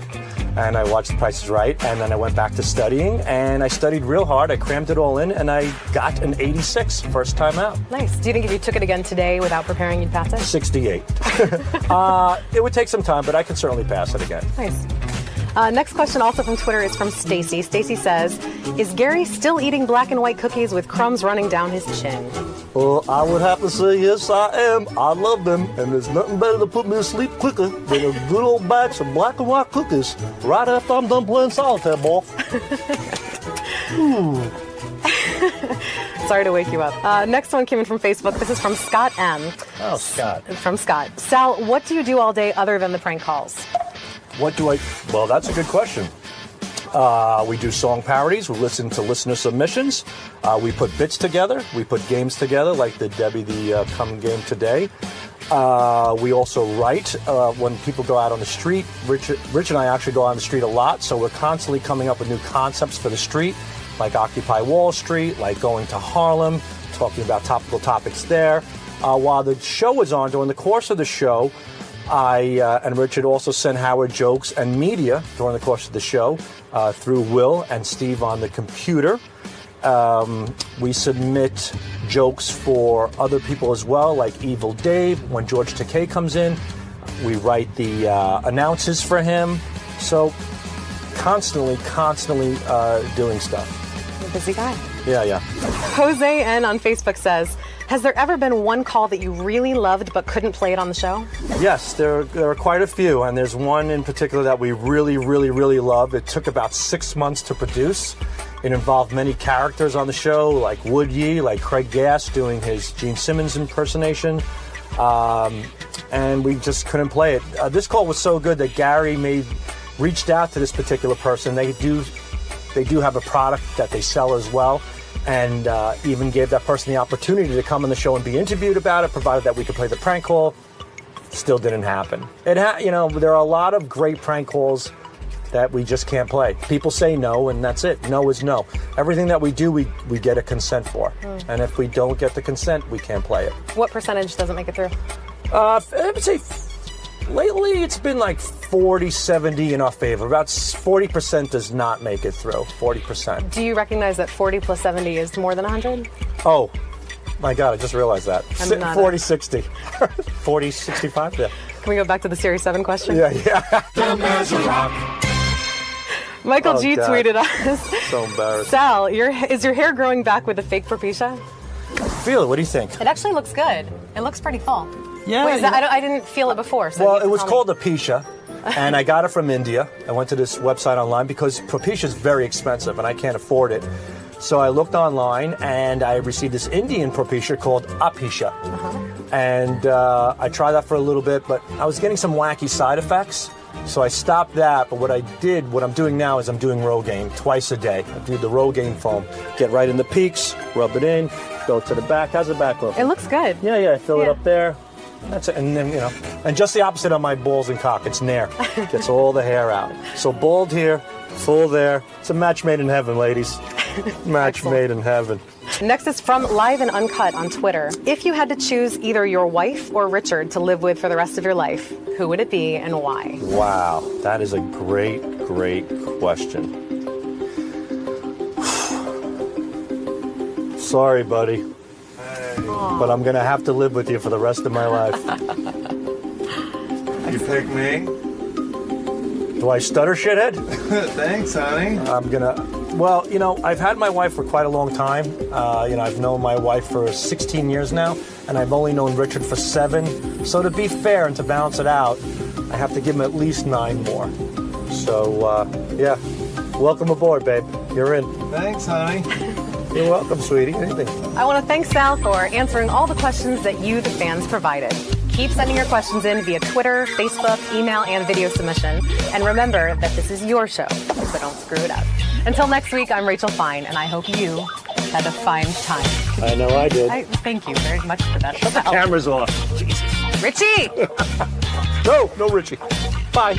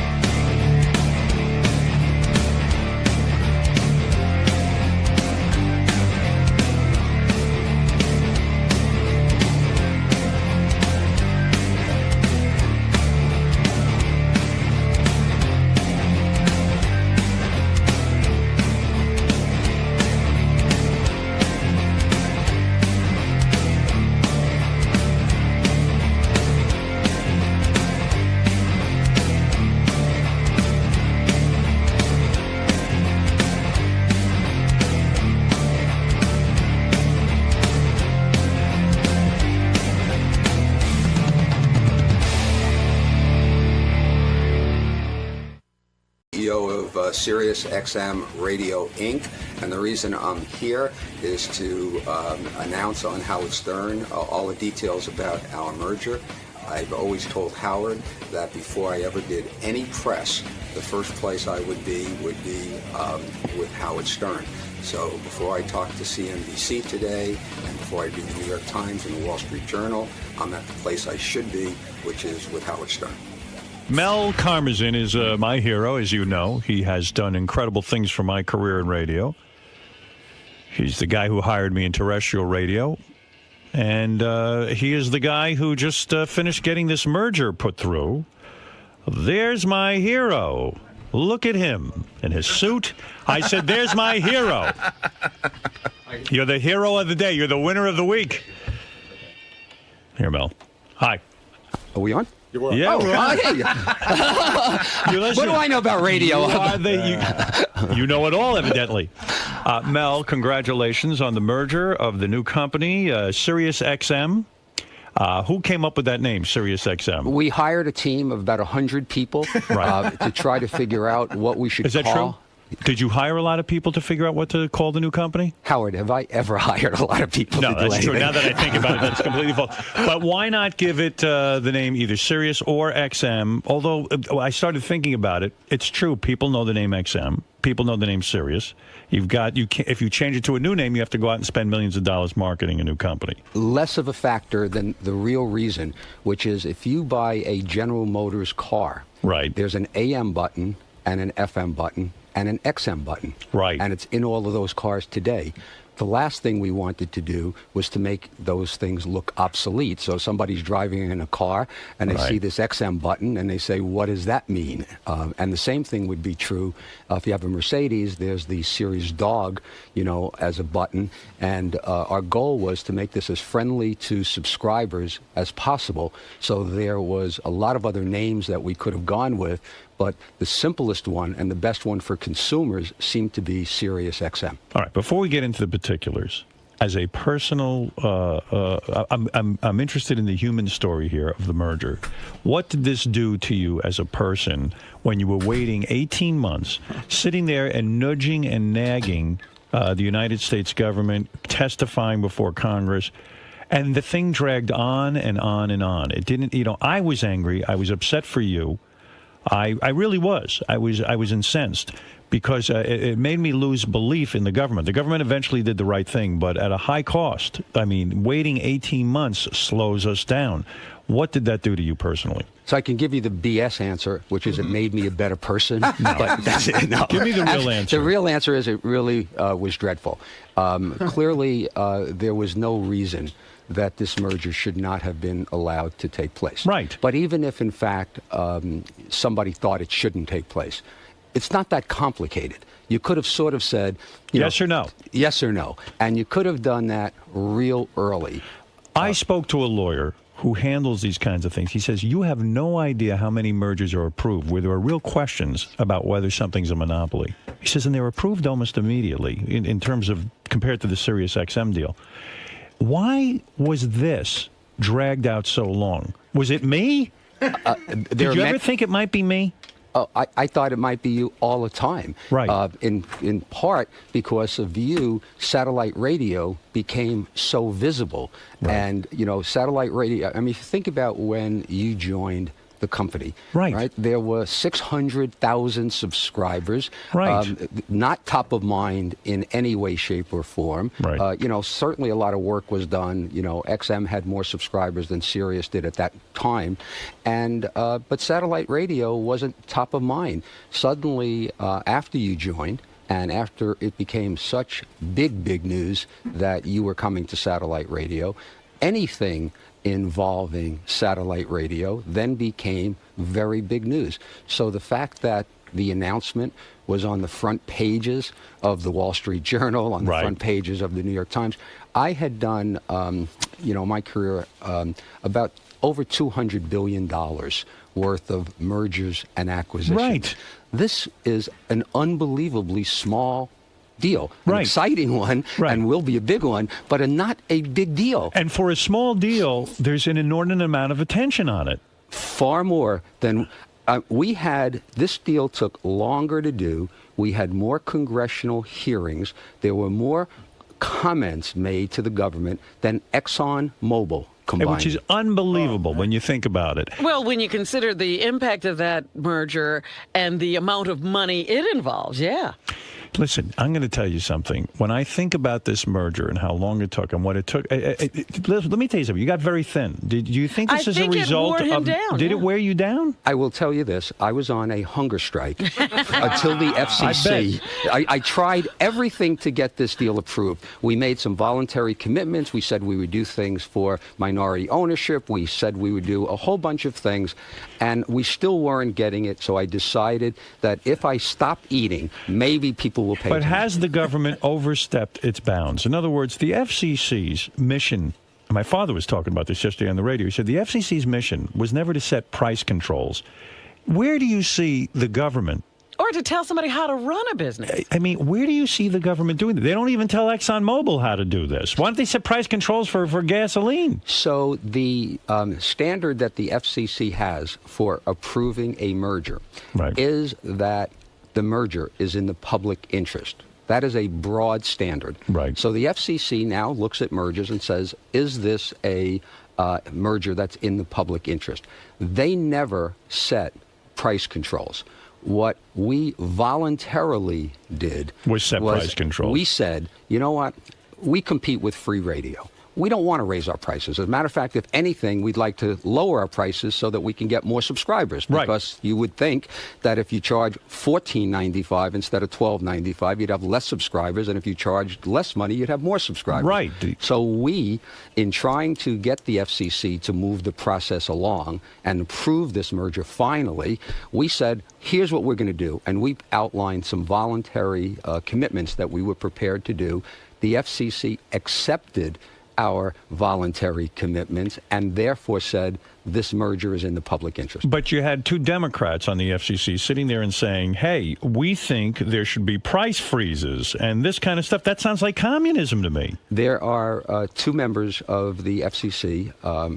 They happen to be Democrats who are very, by the way, very nice, very smart people, but have never seen a merger in media that they would approve. Why? Because they believe, in general, there has been far too much consolidation in the United States in media. There's so few companies, News Corp, Viacom, Disney, these few media companies own all of these assets, and therefore consolidation should never, ever be allowed. It's so bizarre that viewpoint exists. I mean, I'm not... Because this is capitalism. This is a way of making money. This is a way of a company staying in business. I mean... But satellite certainly isn't, the free press or the free media. No, not at all. But not only all of those things that you guys say, I agree with, but the consumer with the internet and all of this technologies that's out there have never had more choices than ever. Well, you know who was against this the most was the NAB. That's regular radio. Terrestrial radio was really against this. And I said, of course they're against this, because guess what? With a stronger satellite as a competitor to them, they're shaking in their boots. They're nervous that we're that good. And Howard, I think I really do feel that I need to take some time right now to absolutely thank the NAB for their objection to this merger, because when I told the board that we were going to go ahead with this merger, so back in February of 2006, I guess it was, seven, I guess, I told the board that one of the things that would help our merger would be that if the NAB challenged our merger, and the reason for it, it would clearly demonstrate we compete with broadcasters. We know, we in radio. So your plan all along was saying, hey, if the NAB challenges it, it shows that we have competition. There's no, how could there possibly be a monopoly if the broadcasters are fighting it? And they spent so much money, and some of the smart people in Congress and some of the smarter people at the FCC, when they kept talking about, boy, this is going to be a duopoly into a monopoly, the more the NAB said that, the more they sort of laughed and said, come on, why are you here if, in fact, you think that these people shouldn't be allowed to combine? Do you feel a personal vindication? Did you take this personally, the NAB going after you, everyone after you? You were a member of that group, weren't you? That's right. You were a member of that group, and now you've given them the big finger. You won versus the NAB. That's got to feel good. Come on. I think everybody who works, for the company should feel really good, because what we have accomplished, and hopefully we'll have a couple of seconds to talk about how the company looks today. Yes. I feel really good about it. When I was in terrestrial, old-fashioned radio, I hated satellite radio, okay? It was nowhere near. I mean, if you think about where it was. Nothing, yeah. It wasn't there. But you know what? I hated it. Anything called radio that you had to sit and compete with, why would you like it? Why would I want somebody, if you're driving in your car, I want you listening to my radio stations. Of course. I don't want you listening to, an iPod, and I don't want you listening to satellite radio. I don't want you doing anything but listening to my commercials on my radio station. Absolutely. So I was against it. I understand why they were against it. Their strategy, wasn't a particular good one to stop it. But even if their strategy were good and they did everything right instead of some of the things they did, the merger should have been allowed to happen anyway. Did there come a time in the last 18 months that you started to feel the merger would not be approved? I could tell you, Howard, from the very beginning until we closed the merger, 8 o'clock the night before last, I had doubts that the merger would happen throughout that whole process. So did I. In fact, Robin even said when you kind of announced that the merger, or the FCC announced the merger had been approved, Robin said to me, what are you going to say on the air about it? I said, nothing. I don't even believe it's really happening. I think Do you believe it now that Mal is here? Yeah, I do. Now I do believe it. And I see that the stock now is called Sirius XM, and that there's no more XM and no more Sirius. I understand now that it's real. I sent you, I don't know if you even got a chance to look at it, but I sent you an email on Friday night after the merger was done. Yes. And you sent me one back. And then I responded to you because you were saying something like congratulations, and I said no. Right. Okay, so as of last Friday night, after the FCC approved it, I still had questions. We needed to XM. I don't want to get, it's not complicated. XM had a bunch of debt, so in this ugly market that exists, on Wall Street and finance, we in the last week had to raise $1.25 billion. Oh. Wow. So unless we raised that $1.25 billion, we couldn't close the merger. It was still in question. How do you raise that kind of money? Where do you go? You go to large institutions and hedge funds and investors, and you tell them that, we wanted to raise $400 million of debt. It turned out we raised $700 million, and then we needed to sell some equity, and that was very ugly because the market was terrible, and I hated the thought of selling stock at the price that it was at. Right. But the merger was so important because the efficiencies of the merger, the combination. Where did you learn all of this? I mean, you used to be a salesman. He knew nothing. You taught me this. I mean, where did you learn all this? I mean, you started out as a radio salesman. All of a sudden, I hear you didn't talking go to like business school, did you? I mean, what's going on? Are you taking night classes? So, I mean, what did you do? He got another degree. All right, let me ask you this. I don't think there was a business school that would accept me. You sure you know what's going on? No, I mean, really. I mean, these are. Sounds sophisticated. This is a lot of stuff going on, raising these monies and figuring out how to do all this. But okay, Sounds like a lot of stress. Here's the real human question. If the merger had not gone through, let's paint a different scenario. You had failed. In other words, you weren't able to achieve this. Would you have left this company? No. You would not. I think that would have motivated me more because there was a question in some people's minds whether or not if the merger didn't happen, would Sirius be able to survive? Yes. Right. So clearly, and the answer is absolutely. I mean, I believe, who knows, right? I mean, but I truly believe that, if you hooked me up to that lie detector test and asked me if, in fact, the merger did not happen, would Sirius survive? The answer would be yes. Would XM have died? They say not. I didn't have enough information about XM, but the CEO of XM said the same thing. I will tell you, had the merger not happened, I would have done everything possible to make that happen. Right. To make sure they went bankrupt. Yeah. Right. I mean, that would have been my That's goal. The plan. That's the secondary backup plan. That there was going to be only one company anyway. So you would not have been defeated. You would not have said, that's it, I can't do this anymore. You would have stayed with the company, and you would have said, I'll grow Sirius and let XM do whatever XM does, and we will see who the better company will win. The second part was true. I'm not sure the first part. I would have felt defeated. I mean, I would have felt that, I tried something, spent an awful lot of money to try to get this merger done, spent a lot of our time, put our company, in essence, in limbo. The stock was in limbo for this period of time. It wasn't a bet the ranch kind of a situation where the company would have failed. But, I mean, shame on me if, in fact, the merger didn't happen because I put a lot of resources to make it happen. Things were stalled out by waiting 18 months. In other words, you couldn't even advertise as much. You couldn't sit there and go, gee, I got to make my business plan.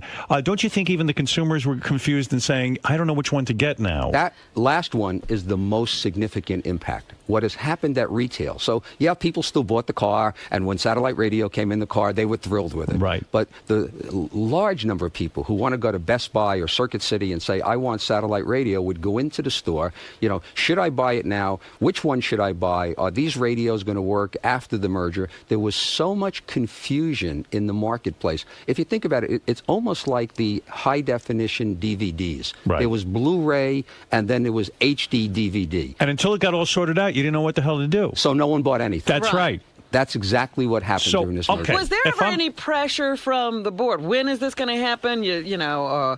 Because this is, they're looking at you. You say, let's go do this, and now it's taken 18 months or whatever it's taken, and we're sitting around doing nothing. So all of the board members were there before I got there. So this is not Mel's board. Right. They were phenomenal. I mean, there was not one hiccup. There was not 1 minute of throughout this whole process and everything that needed to be done. They were 100% supportive, and I really appreciated it. And what about on a personal level? Your beautiful wife Terry, who I adore, did she when the word came that the merger had been approved? Was there lovemaking involved? Was there a celebration? Did she put on an outfit? I mean, what does she do? Special? She's got to do something good for you.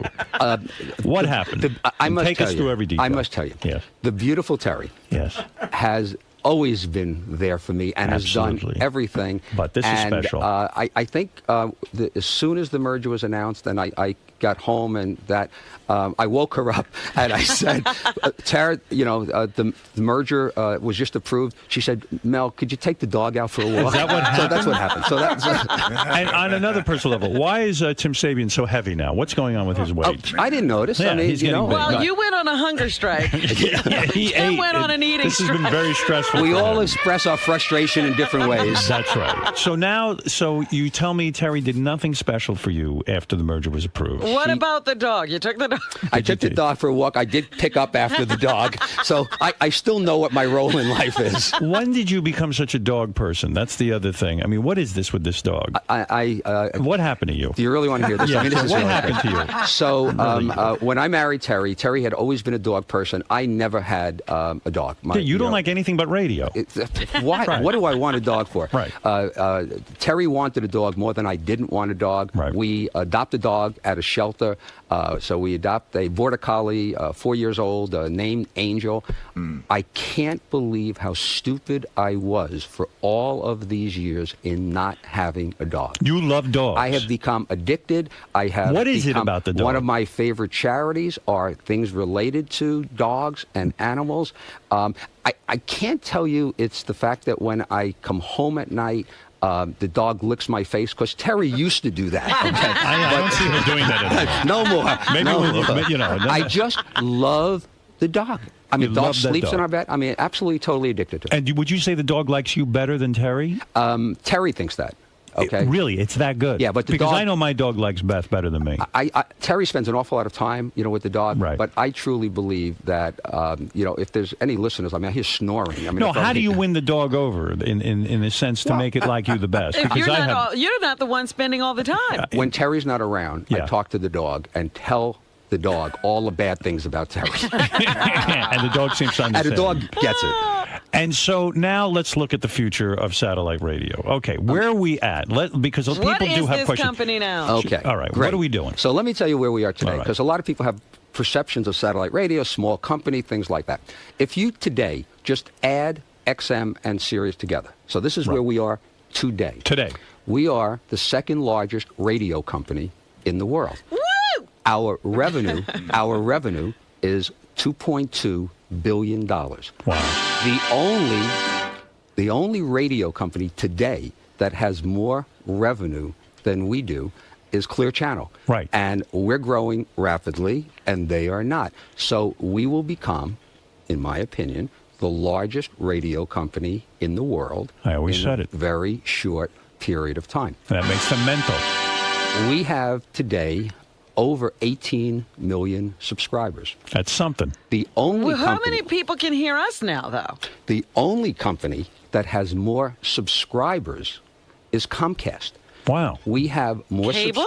Right. Wow. We have more subscribers than DirecTV, more than EchoStar, more than Cablevision. So Comcast has 24 million subscribers.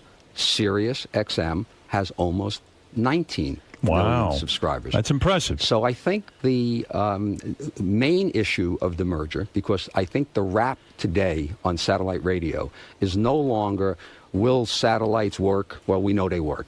Will we be able to attract content? You're the poster child that we can attract content. Will people pay for radio? Almost 19 million people today are paying for radio. And enjoying it.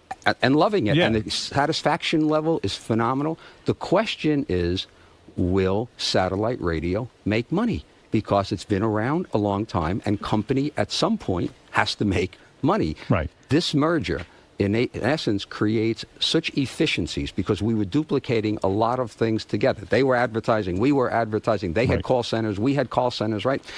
All that costs money. All of that stuff now enables us to make money. So the question now really that's left is how much money we're going to make. Not if we're going to be able to make money. I like and this. It's so exciting. And, I can't tell you that. I mean, do we have competitors? Shall we dance? Shouldn't Robin get topless? Yeah, I'm up for that. Hey, now. I mean, really. You never have said that in all of these years. If you ever How need dare a reason, you've lost your mind.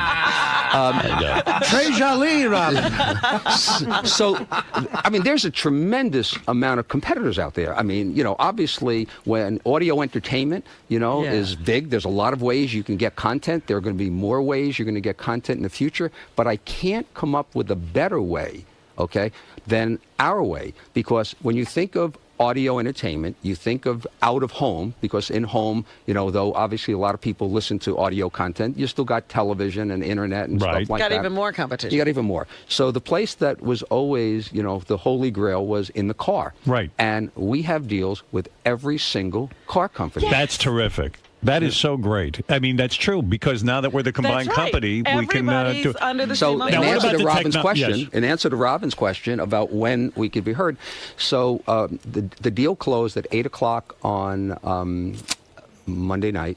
I spent yesterday at XM in Washington. I'll be back at XM tomorrow. Right. And one of the things that we've already worked on at Sirius and that XM has also been working on is when our call centers, when you call up, will be in a position, and our IT will be in a position to offer the best product on each other's service. So as an example, we're anxious to have your show on XM receivers. Me too.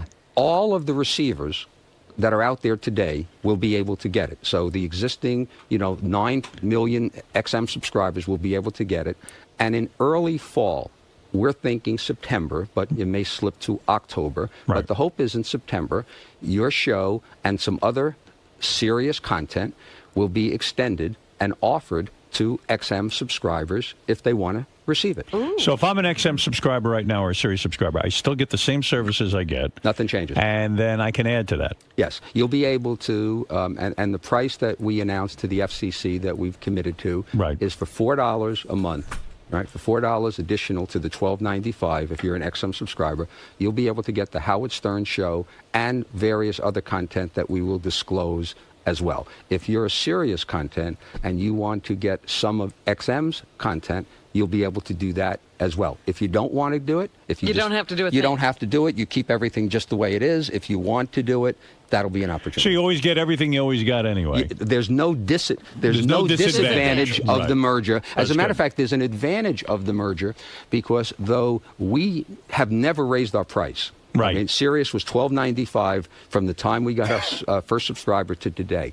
One of the advantages is that we have said for the next 3 years, we're not going to raise our price. Right. So the only increase will be some copyright royalty, which will be a very insignificant amount in years 2 and 3 of the merger. So, the good news for Sirius is that, we're committed to the price. They keep the same content, and there's some upside. Gary, what do you say? Here's a question I get from a lot of people, big sports fans, right? So I'm a Sirius subscriber. I want to get baseball. How, will I be able to get baseball before the end of the season? So we have not announced any of the specific content that we're going to be offering.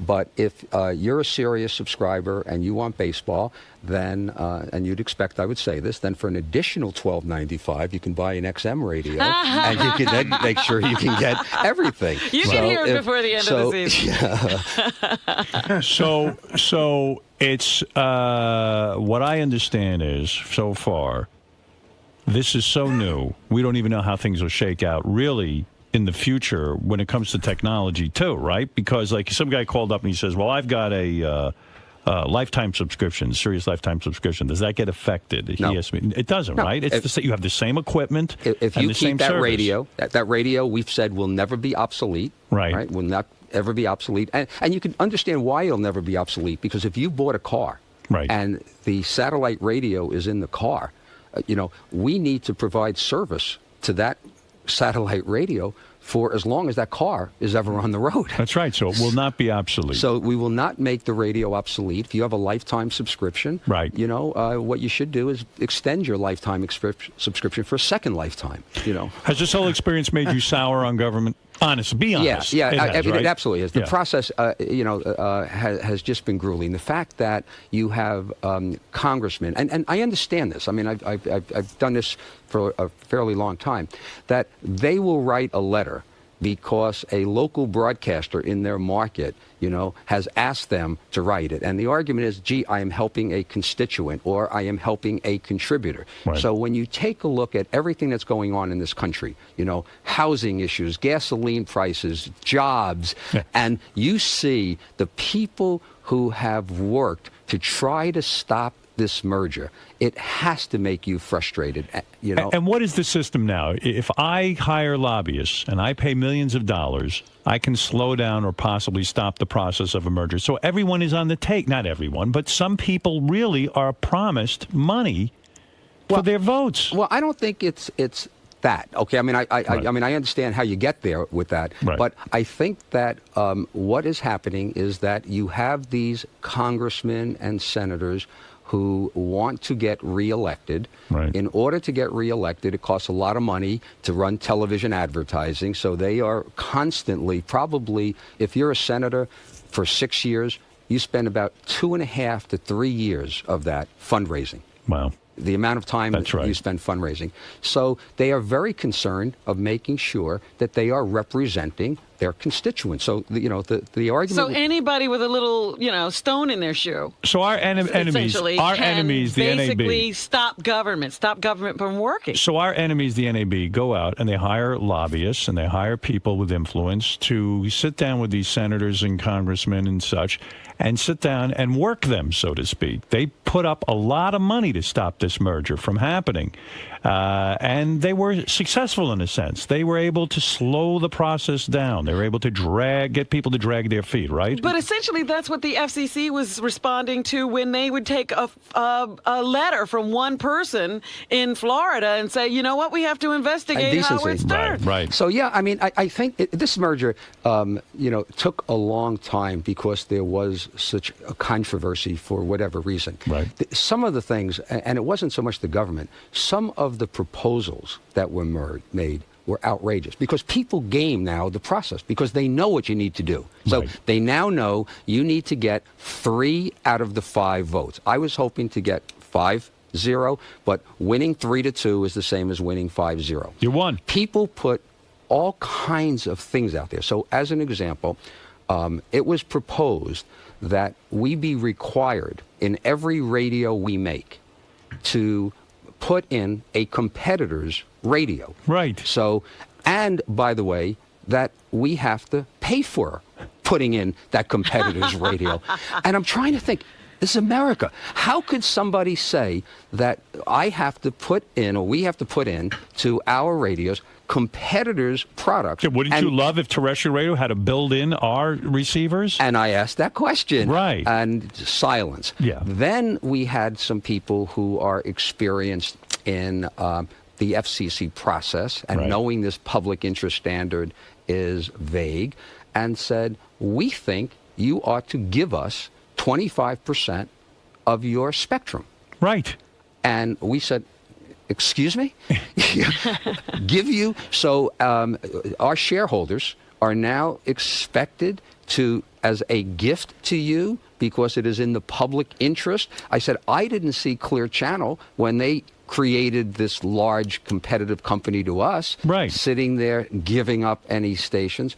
So yeah, why don't they donate a few stations to the public interest? That's what I thought. I mean, at this point, there's it's sickening, they're isn't pretty it? big, yeah. So those would have all been deal breakers, I assume. And we wouldn't do it. Yeah, you wouldn't do that.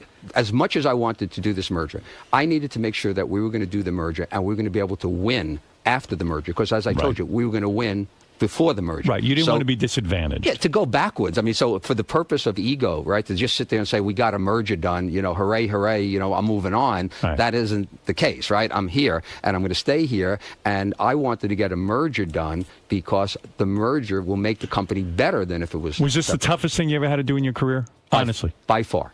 That's it. As silly as that Even getting sounds. CBS and Viacom. Well, I mean, I did have one dinner with some of the Redstone. I think that was worse. But that was tough. Other than that one dinner, But this was hard. This was the hardest thing I've ever done in my career, and it never should have been, because it should have been easy. A piece of cake. You had two struggling companies, never made a dime.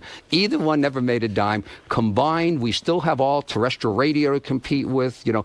And why did it take the Department of Justice so long to decide? Because they had gotten such concerns, and there was a belief. So, remember, EchoStar and DirecTV, got turned down. So people said, well, gee, there's two satellite television companies, and they want to become one. In other words, they heard the word satellite, and they don't really have all that wherewithal, and they can't figure out that... Yeah, maybe no satellite should ever merge. Well, here's what they said. They said there are two satellite radio companies. Mr. Karmazin, would you believe that there are two satellite radio companies in the United States today? Right. Yes, sir. And after the merger, there's going to be one satellite radio company. That's right. So this is a 2-to-1. This is a duopoly to become a monopoly. And the answer is, yes, there are two satellite radio companies, but forget that it's called satellite radio. We compete with iPods. We compete with other technology. Right. We're part of a bigger market. So it took the Justice Department, which was a very unpolitical process, by the way, a long time, because they went to auto partners. They went to content. They did their research. Howard, I don't know if they spoke to you. I know they spoke with your agent, and they spent a good amount of time to say, is this going to be a monopoly? And the answer would be, so as an example, when it came to Howard, the sense was, Howard, you had two satellite radio companies interested in you before you came here. Right. Now, if the merger happens, there's only going to be one satellite radio company. Aren't you sitting there concerned about that? And your agent or you, whoever spoke to him, would say, I came from terrestrial radio. Right. There's competition. By the way, if I decide when my contract is up, and you better decide when your contract's up to stay, but if I decide on my contract is up that I want to go somewhere else, there's plenty of places to go. Right. To go. Yes, absolutely. Would happily have you. And the fact of the matter is that I'll tell you right now, I wouldn't go back to terrestrial radio under any circumstance. You? I mean, but you had the choice. But you always had the choice. They had negotiating move. Let me tell you something. Creative freedom. Here's what I said. I said you run the risk of having no satellite company to go to. Right. If you don't see this merger. And then you're stuck with only terrestrial radio. I had a bunch of radio guys say to me, this isn't good for me. I'm talking about announcers who call me and are friendly with me and say, this isn't good for me because I used to be able to go to XM, then I could go to Sirius, and I could go. I said, you're wrong. I said, if this deal doesn't go through, you might not even have a satellite company to go to and sit there. I said, this is going to make them stronger. They're going to be able to hire better talent. They're going to be able to compete. Pay you. Yeah, and the other thing is, it's stupid to have two. It's like you don't have a separate AM radio, and then you got to buy a separate FM radio. You have them combined. You have them combined. Right. No, it made no sense. Hey, Howard. Well, congratulations. Yes, Can I Artie. just say, hey, Mel, one of the greatest things about this for you has got to be, predicting to the board that, the NAB, if they come out against this, obviously that's great for us. And they actually took that bait. That happened. But if you were still on the NAB, don't you think you would have been crowing like, guys, we can't come out against this? And don't you? Would you have fought if you? That's a good question, Artie's asking. Here's what I would have done. I mean, do you think there's anybody smart enough there to have figured that out and was crowing about it? I mean, they spent millions of dollars fighting this. Right. Here's what they should have done, in my opinion. Yeah, I want to know what you think. The local broadcasters have accepted that there's cable television. Right. Today, you don't hear television saying, let's get rid of HBO. We don't want there to be an ESPN. Yeah. You sit there and coexist. There's a role for local broadcasters, and a very important role. I mean, we're not going to do what local broadcasters do. We're not going to cover the local school closings, and we're not going to deal with some of the local community stuff. Right. So there's a role. Just like AM radio has been around for over 80 years today. Right. They didn't go away. Radio will still be away. What they should have said is, what are you really concerned about? Okay, are you concerned about local advertising? Of course, that's your bread and butter. So if they would have spoken to me and said, you know what, is there something we can do that would maybe you can agree to not do local advertising, or you would not do some of the concern, then, by the way, the radio industry would embrace satellite and say, you know what? We're part of the radio industry, and the radio industry now would be perceived of, in part because of satellite radio being so strong, as not as dead in the water. Right. Maybe more exciting. So they should have said, hey, we're going to embrace this. The radio business will be a bigger, better business. And by the way, we're still going to get most of the advertising because it's mostly local advertising, and their business is more subscription. You really think you would have been that way? I don't know. Because you're the guy who would have hated. Right. At this point, I don't buy that. You know, what did I want them to do?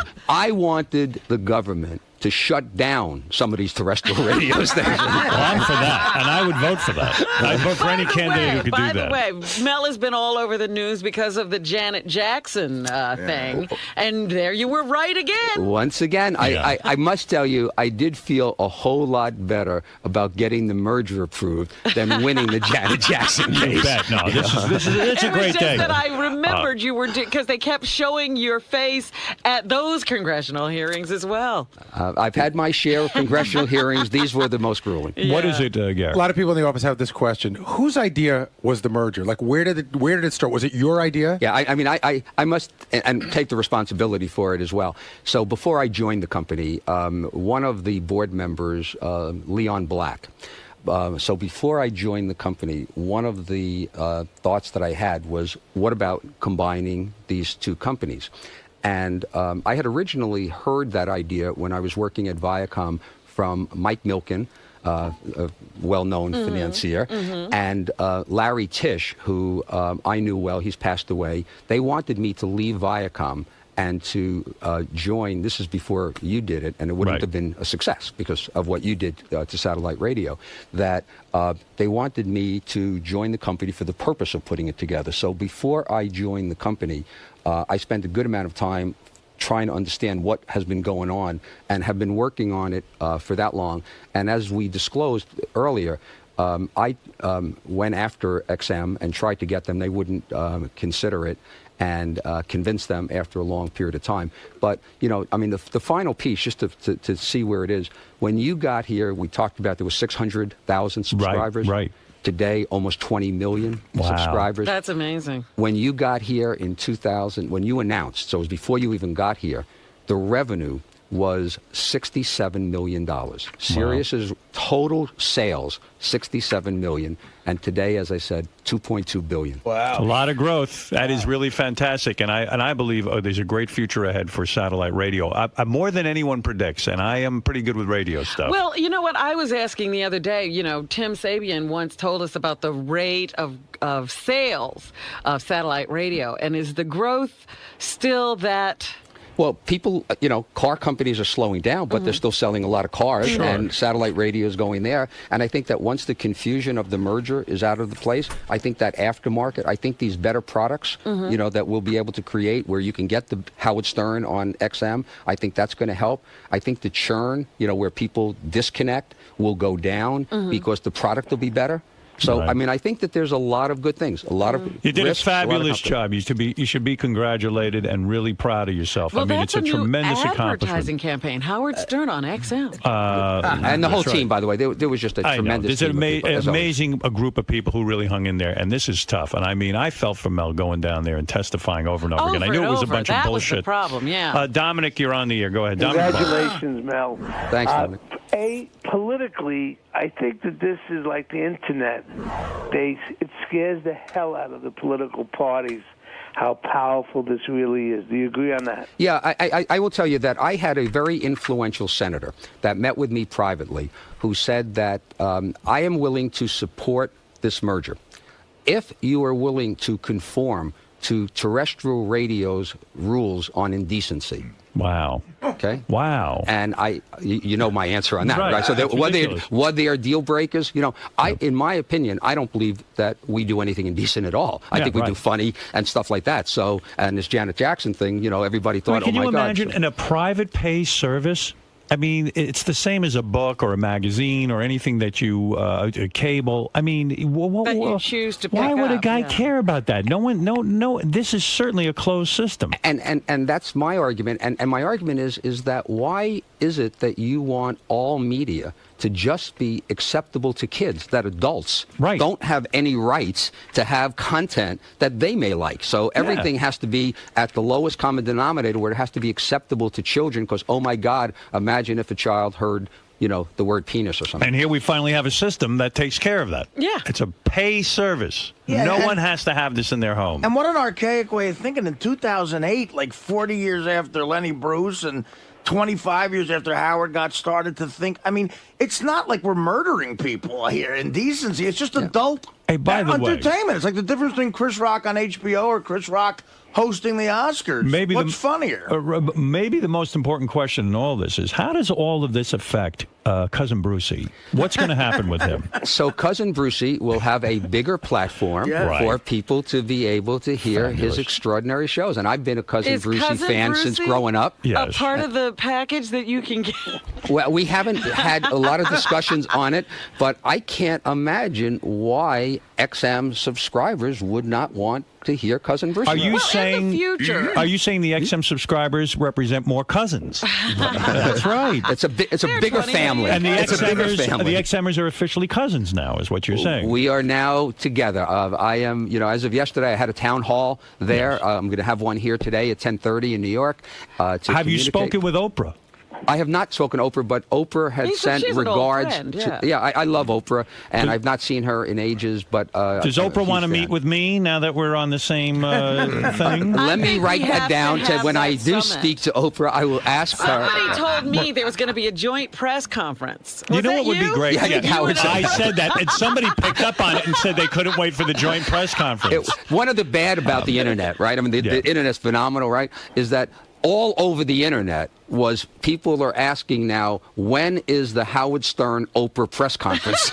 I know. And you want to know something? What a great promotion that would be. Oh, my goodness. Can you imagine? And it's only available on satellite. I am volunteering for this right now. Now, if Howard decides to stay, and you said, I think, $2 billion in sales now, by then it'll probably be $5 billion.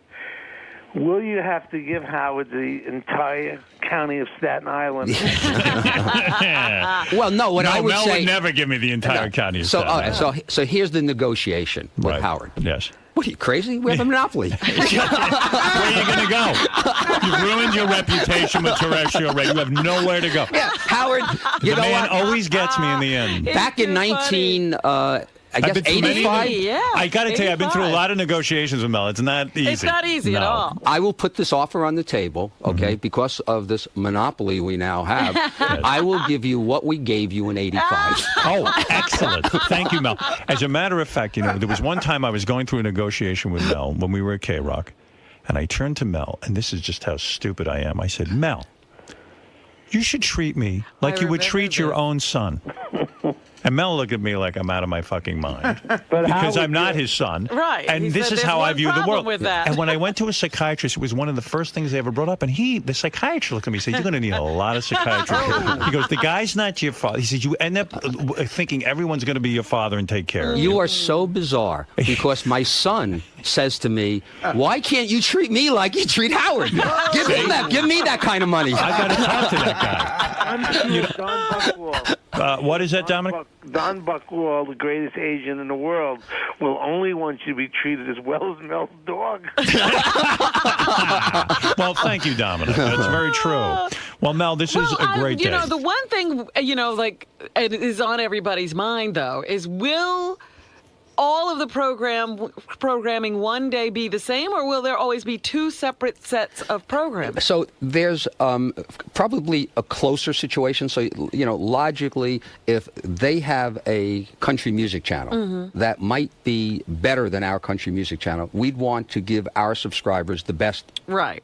So there probably will be a morphing to try to give both services the best service, but there will always be the two services because of what I mentioned to you about the cars. Our satellites can't go to the XM radios and XM satellites. So we're going to have to continue to operate, two separate operations. We're going to continue to have... But don't you think eventually you'll be able to build a radio that can receive Sirius and XM? Yeah, we have that radio, and we'll have that in the market soon. But that is still going to require that there be these General Motors radios that are in the car. So it's for at least 10, 12 more years, there's for sure going to be the two services. Closer together maybe on programming, but two distinct services. Wow. Longer term, I think it's 2015 or 2018, we can launch new satellites. And then when we launch new satellites, then it will be able to get to both radios, and then we can, but that's a long way off. That's a long way off. That's great. In the meantime, I have things to do to make this work. So the easy part, believe it or not, I've been telling people, the easy part is over because doing the deal is supposed to be easy. Now you got to make it work. And what about Riley Martin? How will this affect him? Have you negotiated with him? One of the thoughts coming in here was whether or not I should tell the truth about the revenue of the company. Because I knew the impact would be on Riley Martin. When Riley hears you're making $262 billion, it's going to drive him absolutely insane. In fact, I'll play you later in the show, not while Mel is here. Riley did call. Oh, yeah? Riley on his show said, I will play you tape, he's very upset that Mel didn't mention him at the press conference. You're kidding. That's right. And he's not kidding.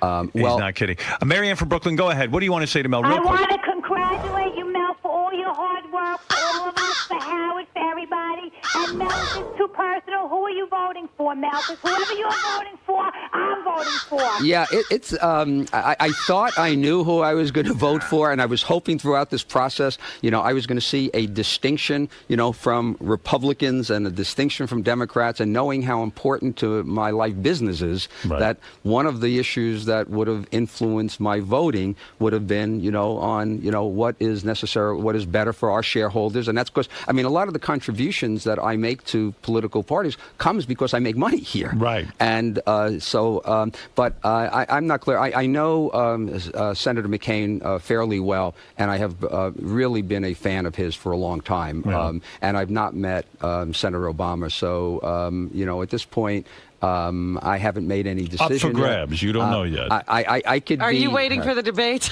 I think I'm waiting till I probably close that curtain. So this FCC process, you were hoping that maybe you'd have some clarity about how you felt about either party, but you're saying I would think you would have favored the Republicans in this because at least they approved the merger on the FCC. I absolutely do. The vote was 3-2, and the 3 votes who approved it were Republicans, and that says an awful lot to me. So and now, if you need me to advertise for you, absolutely for free, I will pound the pavement for Sirius XM because I am a huge fan and a supporter of having what I like. This is my indulgence in life, and I truly believe in. All right, I have a headache. Marianne, we need more people like you who are willing to do things for free. Right. Yeah. That's Mel's real push now. He wants to get as much as possible for free. Yeah. Do whatever you got to do, Marianne. You have permission. I see Ralph's on the phone and wants to tell Mel what he needs to do now as the head of Sirius XM. Are you interested in Ralph's input at all? Do you think it's relevant? I feel the same about Ralph's input as I always have. Right. Okay, good. Ralph, go ahead. What should he wear at the press conference, Ralph? So good. Hey,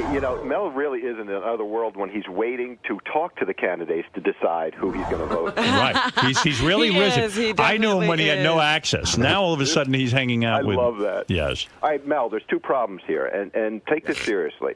First of all, my friend went to buy 2 different cars, a Hummer and a BMW.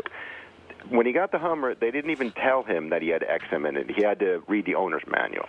The BMW, he got the BMW. He ordered it. He gets the BMW. He goes, well, where's the Sirius? He goes, oh, you wanted that? You needed to order it. You should have asked us, and it's going to cost you $500 now.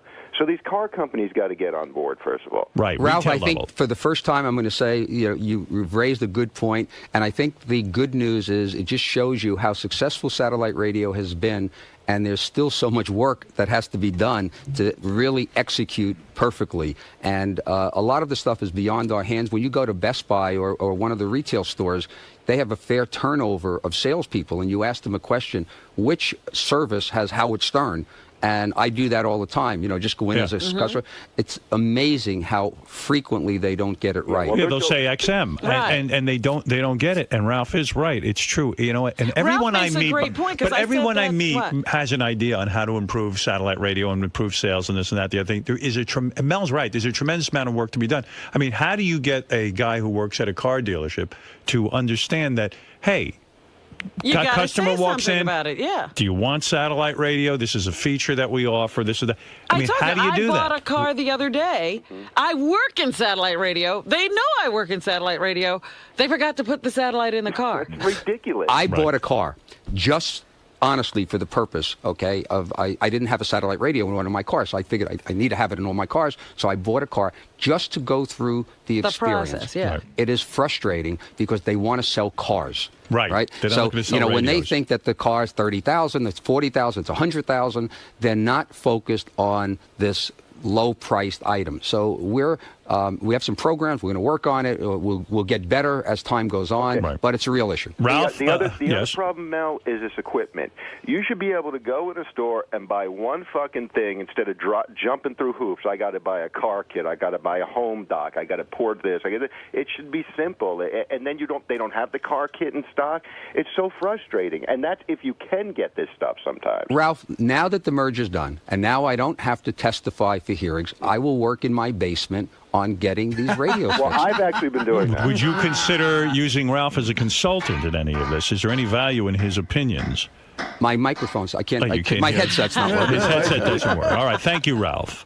Well, there it is. I'll tell you what we should do, and I'm going to make this offer to you, Mel. In order to get these car dealers up to speed and make it important to them to sell these satellite radios, if I can convince Gina Lynn, the porn star, to date the car dealer that sells the most satellite radios and have full-blown out sex with her. Let me tell you, you've got the constituency that would be most, wouldn't interested. that work? Based on the car dealers that I know, that could work, but I can't be involved. You can't be involved. Can't go out and sell that. I mean, isn't that really where it's at? I think Sex and they money. usually use money as an incentive. I think that's it. Listen, Mel, I've taken up enough of your time. Yeah, get to work. I need to deal with the stock. I mean, that's the now issue you need to deal with the stock. I think people are impressed with what you have done. I know I am. Thank you. I am special, but this seems to make you even more special, which is terrific. I am very grateful that you did this because I'm going to tell you, I could never have predicted that 2.5 years ago when I signed up with the company, actually 3.5 years I signed, I said satellite radio will be big. And I really felt that it would take off, and I think it is the future of radio. But I never would have thought in 2.5 years the companies would merge. And by the way, in my opinion, and I'm not blowing smoke, but for you, it wouldn't have happened. Right. Because I think the only way it happened was that Sirius became a good competitor to XM because XM was bigger. And had Sirius not been equal to XM, we could not have gotten that done. Will we go down in history together, Mel, you and I, for some of the accomplishments we've had? Now, I'm going back to the terrestrial radio days. It seems every time that we've gotten together, huge successes have happened. True or false? You will go down in history. What about you? I'll be happy to be a footnote. You will only be a footnote. Footnote. I'm okay with that. I'm okay with that, too. I would prefer to go down in history and have you be a footnote. No, but seriously, what a great partnership this has been. It's been great. Honestly, I mean, you're really a terrific guy, and you've done some terrific things. things. Howard, sometimes that the other people you've worked for in the past who only tried to hold you back They're and assholes. control you. That's what they decided to do with their time. Well, in the history Instead of Howard's... building a company, Yes. they tried to spend their time controlling Mel is the you. only guy I worked for who actually said to me, "You're an asset. I can sell your show." He's the only one who could sell it.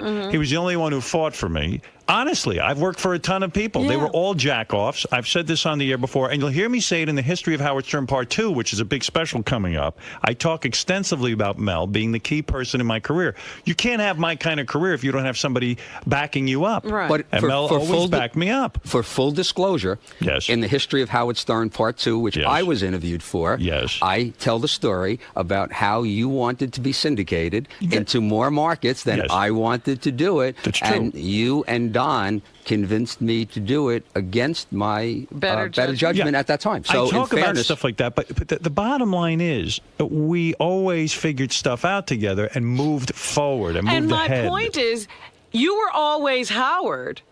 these so-called business people who were the general managers of the stations before never understood what they had in their hands. And I wonder if they now sit around kicking themselves because you passed through their fingers.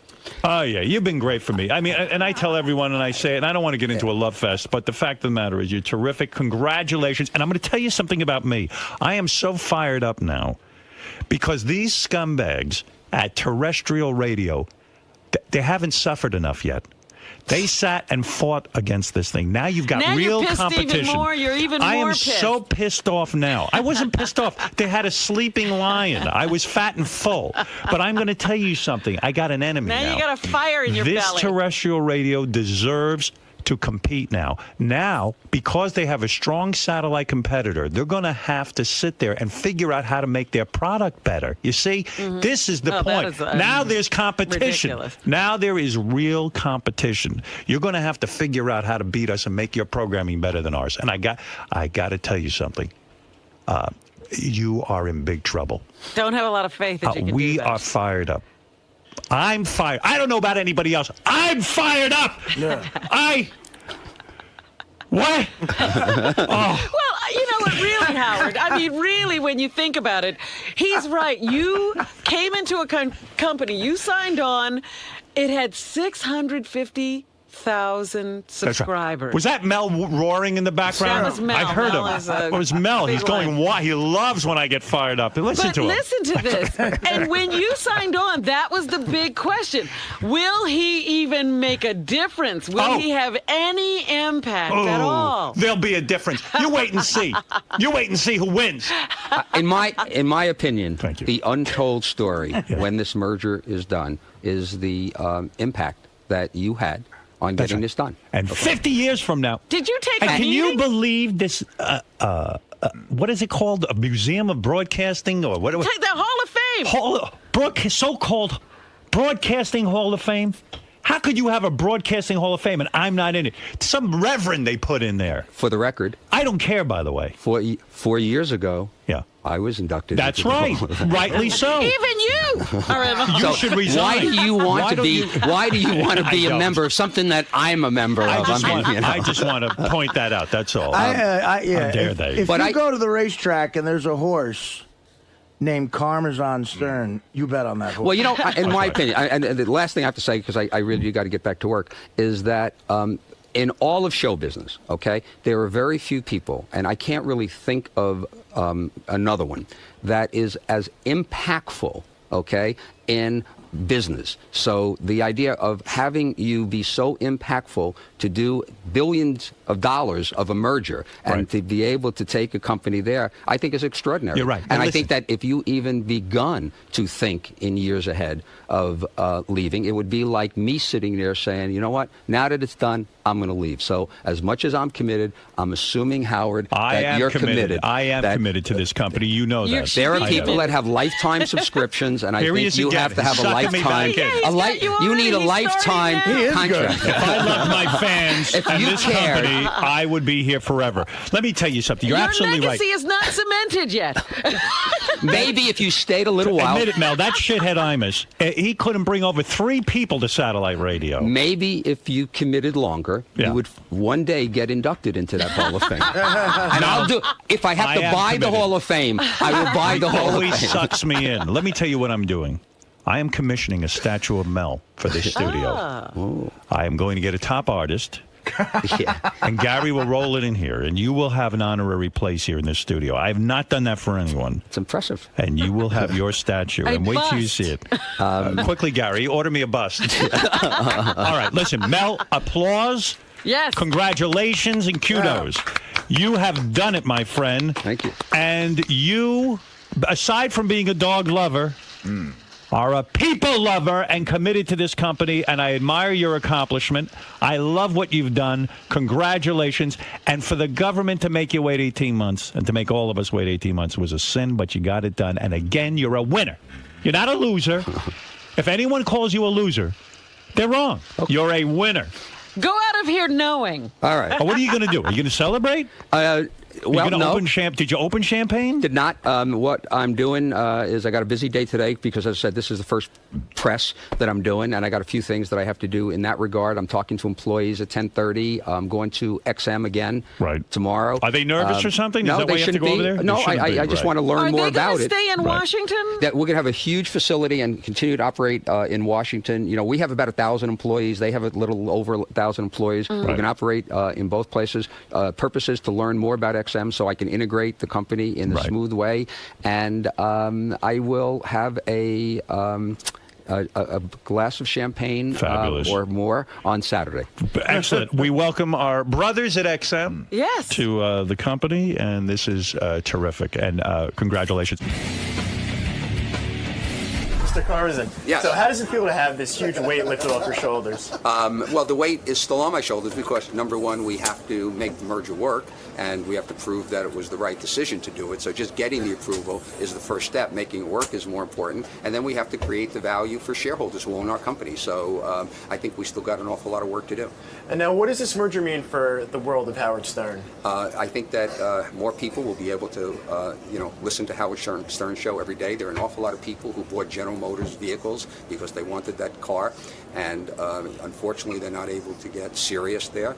Where shortly and within a few months, they'll be able to get Howard Stern. So I think it means, more people to be able to listen to Howard Stern. All right, sounds good. Great. Congratulations.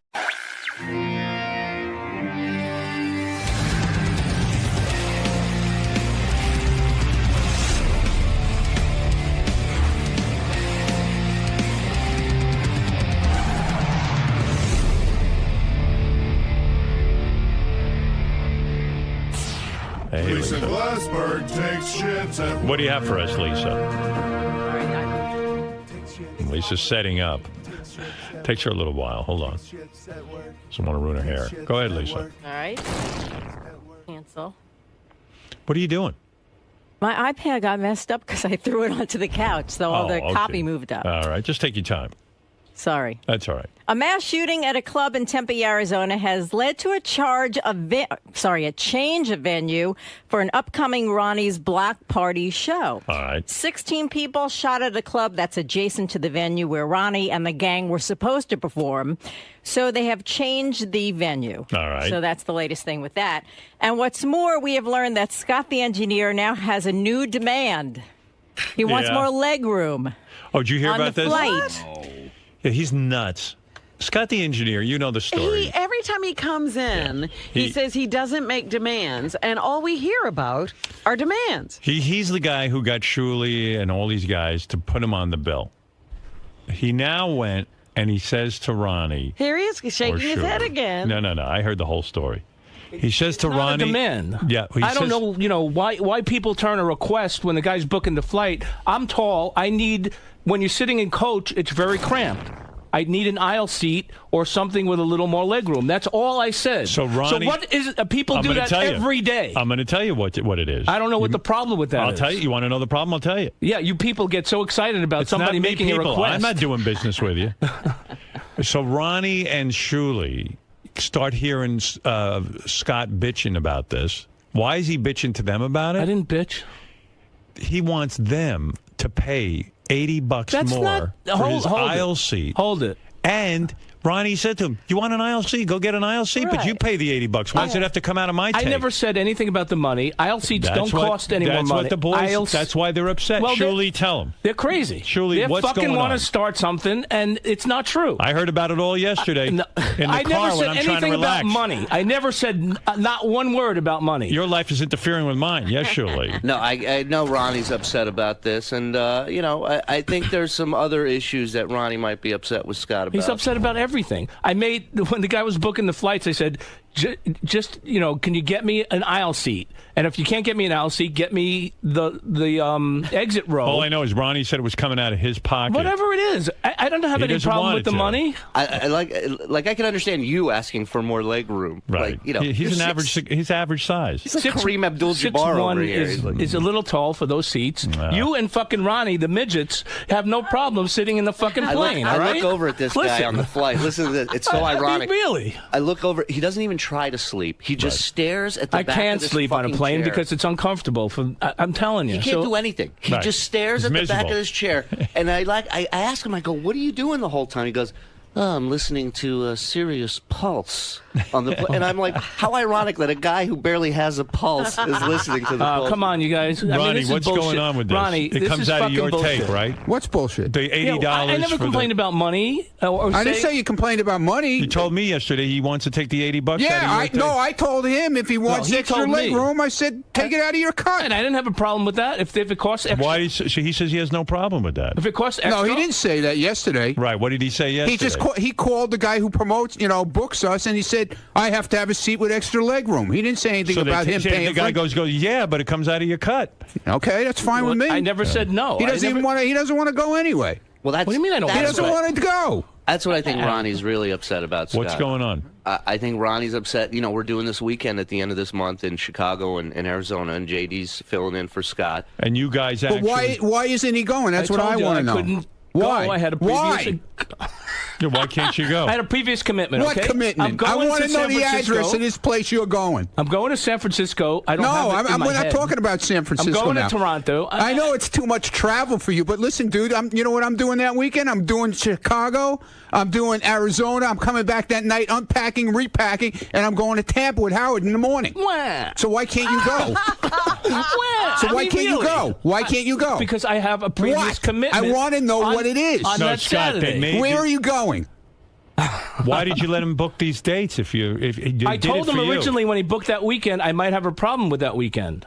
I think the fact that he saw Ronnie. Originally, here's the problem why they don't trust Scott. Originally, Scott said there was a wedding, but now we hear there's no wedding. I didn't say that. So he makes up shit. You did tell us there was a wedding. There is a wedding. But you're not going anywhere. That's what Shuley said. What did Shuley say? There was no wedding. Who said that? Shuley. I don't. Is there a wedding?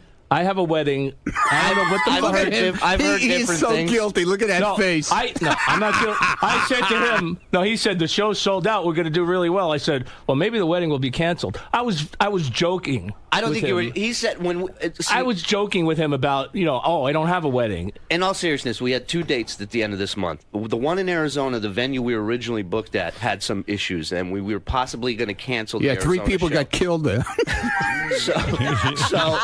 So we're now you know the real reason I'm not going. So we were possibly going to cancel it. So it ended up being there was a possibility that there was 1 show instead of 2. Well, all of a sudden, Scott goes, "Oh, well, I might be able to get back in time to keep my previous engagement and still just go do that 1 show." I think Ronnie makes a very good point that he doesn't want to travel. He doesn't want to. I don't pick and choose. It's the only one that I can't do. Everything else is fine. So I don't know how I pick and choose. You didn't want to go to Canada either because it was 1 show. I'm going to Canada. Yeah, but you didn't want to. I got a passport. I'm going to Canada. So what's the fucking problem? Because it's a problem. You're acting like it's not now. They have to beg you to do these shows. Nobody begged me to do anything. Oh, okay. Like I come to these guys. I go, "Hey, we got this date. Are you guys good with this date for a show? In 3-4 months from now." Ronnie, yes, no problem. Scott, okay. Then the next day, Scott, I have a question about this. I have a question about that. And then everything starts leading up to the show. And he'll tell me, just email me the hotel itinerary. Sometimes I'm anal. He's gotta you know never get everything. information. The fucking guy bitches and moans. He goes, "Oh, the guy stuck me in the middle seat, coming back, and I had to sit." See, this is why I want to make sure that I'm comfortable. If I'm flying 6 hours, I want to be a little comfortable, not like you who are stuck complaining about a middle seat. Okay? Scott, all you do is complain. He still did it. All you do is complain. I'm doing all the shows except for that next weekend. I'm doing everything else. Why aren't you doing this weekend? Why aren't you doing it? Just be honest. Tell the truth. Do you really have a wedding? Yes. Where? I don't know. What's the name of the place? Down at home. I don't have the It's information. down at home. I said it's written down at home. You don't know. Come on now. I don't have the information with me. Whose wedding is it? Mr. and Mrs. Smith. Whose wedding? It's a cousin, a family cousin. So that's all right, family Scott. cousin. Scott, we got Debbie the pet lady now. We don't need you. Cousins. We got Debbie now. We have Debbie now. You know he's lying. I meant to say it's a family function. You don't say family cousin. It's a cousin. My cousin. Who? A What's the family name of the uncle. cousin? Uncle Fester's cousin. What's your cousin's name? I have it written down at home. You have the name. You don't know your written down. cousin's Why am I name. being grilled here? You don't know your cousin's name. I have to. I have a lot of cousins. Whose side of the family? It's on my my father's side of the family, which is very humorous. Okay. He's very humorous. Numerous. There's a lot of people in the family. You said this is smelling like bullshit. It's smelling like bullshit, right? You got to do this on stage. Yeah. Why didn't you guys talk to him on stage? Oh my God. Family cousin. Are you going to call in like I did? I'm going to be busy. What do you mean? Are you really going to? I want you to swear on your son's I'm life. not doing you're that going, again. Are you going? Swear on your son's life. You're going to a wedding. I'm not doing that again. No. Swear on your son's life. I'm you're not going to a wedding. swearing at anybody or anything. Okay. So. All right. So you're lying. We know you're lying. I'm not lying. Because when you're telling the truth, you right away swear on your son's life. I don't. I you wouldn't did do the it last time. No, I did it on the wrap-up show, but I wouldn't do it here, and I'm not going to do it again. So I'm not doing that. You know he's going to call us from like Why? some. Your son will be fine if you're not lying. I'm going to. All right. You want me to call in? I'll call in. Scott will call in from a bar down the street. Yeah, I'm at the wedding. It's pretty crazy. No, I'm going to set my DJ equipment I would up at almost home. bet you. He's going to call in from his backyard. I bet you he's not going to a wedding. Yeah, I don't think so either. Well, why don't we put a camera on him on I Sunday? can't go. Oh, can Howard TV come with? Howard the TV. wedding? No, I don't They're think going to the cover people are like, the cousin's wedding. They just want to go on your father's side. No, from that's not going to happen. John Lieberman's standing right behind me. Say it loud, John. I'll cover the wedding. I'll be there. I'll just stand outside, watch all the guests come in. Okay. Yeah, all right. Thank you, John. Thanks, John. Thank you, John. Howard TV said they'd shoot the wedding for free. Yeah. Yeah, because there's no wedding. Okay. Tell the cousin. Free video. It's a cousin, a family cousin. I believe his name is Anchovy. Anchovy. Cousin Chovy. Yes. Family. They're very close. I have the name written down. Massachusetts Chovies. The name is written down. Salty balls. R.T. Choke. Cousin Choke. You don't need me anymore. Cousin R.T. Choke. He's lying. Bob D. Wire. You're lying, But dude. in all seriousness, like Scott, in all seriousness, it could come Scott, down. can we have you take a lie detector test? Yeah, fine. All right, Lie cool. detector. He won't even swear. Listen. What? It could come down. Let's say hypothetically that a weekend we book, they really want you to do it. Dude, And when if you're in a business with people, when you throw in with people, and this is the business you advocated and wanted, yes, you can't pick and choose your days. I'm not picking and choosing. You are. This is the only You didn't want to one- go to Canada. You didn't want I'm to go going to this to Canada. one. Well, now you're going because they pressured you. I didn't say I didn't want to go to Canada. Oh, yes, you did. I'm not going to Canada. I'm not going to Canada. No, he said like, come on No, now. That was busted balls. All right. I'm going to Canada. Yeah, but now you're going to Canada. No, I was going all along. No, I never you said I weren't. wasn't going these to guys Canada. are selling shows based on you and Ronnie. I realize package that. deal. It's- I know. I realize that. Why do you guys continue to book shows with them? Get JD. We got JD. Now JD's another guy. He does He's great. another The complainer. turnout, not necessarily complainer, but I just don't get why he wouldn't want to do All right, this. so he doesn't want to. At least he's up front. We got about Debbie it. the pet lady now. She's we're booking a show on Long Island. We're putting her on. Are you? Yeah. We're gonna have her strapped in a dolly like Hannibal Lecter. Mike, go ahead. You're on the air with the boys here. Hey, good morning, Howard. Hey, we saw the block party in Hartford, and it was great. Shuli was great and everything, but I mean, Scott shouldn't even. Scott didn't do anything. He sat there on his ass. Wait a second. I can't hear what the guy's saying. What did you say, Mike? I said Scott shouldn't be getting paid $80 total to be there. Never mind asking for an $80 upgrade on his airplane. I know he ticket. does nothing. He does nothing. He runs around like a gorilla, and that's it for 2 seconds. Yeah, why do you guys even need him? This was all his idea. So fire me. Go ahead, do it. You know, fire me. Go ahead, do it. This was all his idea. Fire me. It wasn't all my Fire me, idea. yeah. Go ahead. What? No, it wasn't. Now it wasn't your idea. Listen. Come on now. What is going on here today? Howard, you said something when you first saw the footage of the block party. Is you said you were fascinated by him doing nothing during the show. It's unbelievable. I feel the same way. Like That's why we can't fire him. I catch myself staring at him, going, "When's he going to do something?" I know it's so awkward. The only good part is that he does give a lot of material for the show because it seems like every week there's good Scott stories about the block party. Right. Oh, it's so Gotta funny. That'll keep never him in end. it. That'll If you ever never watch the specials on Howard TV with the block party, and you just, Yes, they're like amazing. they should just have a camera on Scott the whole time because it is fascinating. And then you watch Scott, and he's just kind of up there, and he wants to be fun, and he's not, and he puts a smile on. Like remember when Richard Nixon, they used to force him to smile, Right. And he and then he does hands up, or he runs through the crowd, and He wants to be. I don't know what he wants to be. Like the host of. He wants to say something witty. He has nothing to say. Well, my favorite is the banter between these two right at the beginning of the show. Yeah, 'Cause we don't plan anything. I don't set up anything. And these two go out, and Ronnie's like, "What's your problem?" He's like, "What's going on with you?" And the audience is just looking like a tennis. They're like, "What the fuck is going on here?" Do you think there's a wedding, Robin? No. Right. I don't either.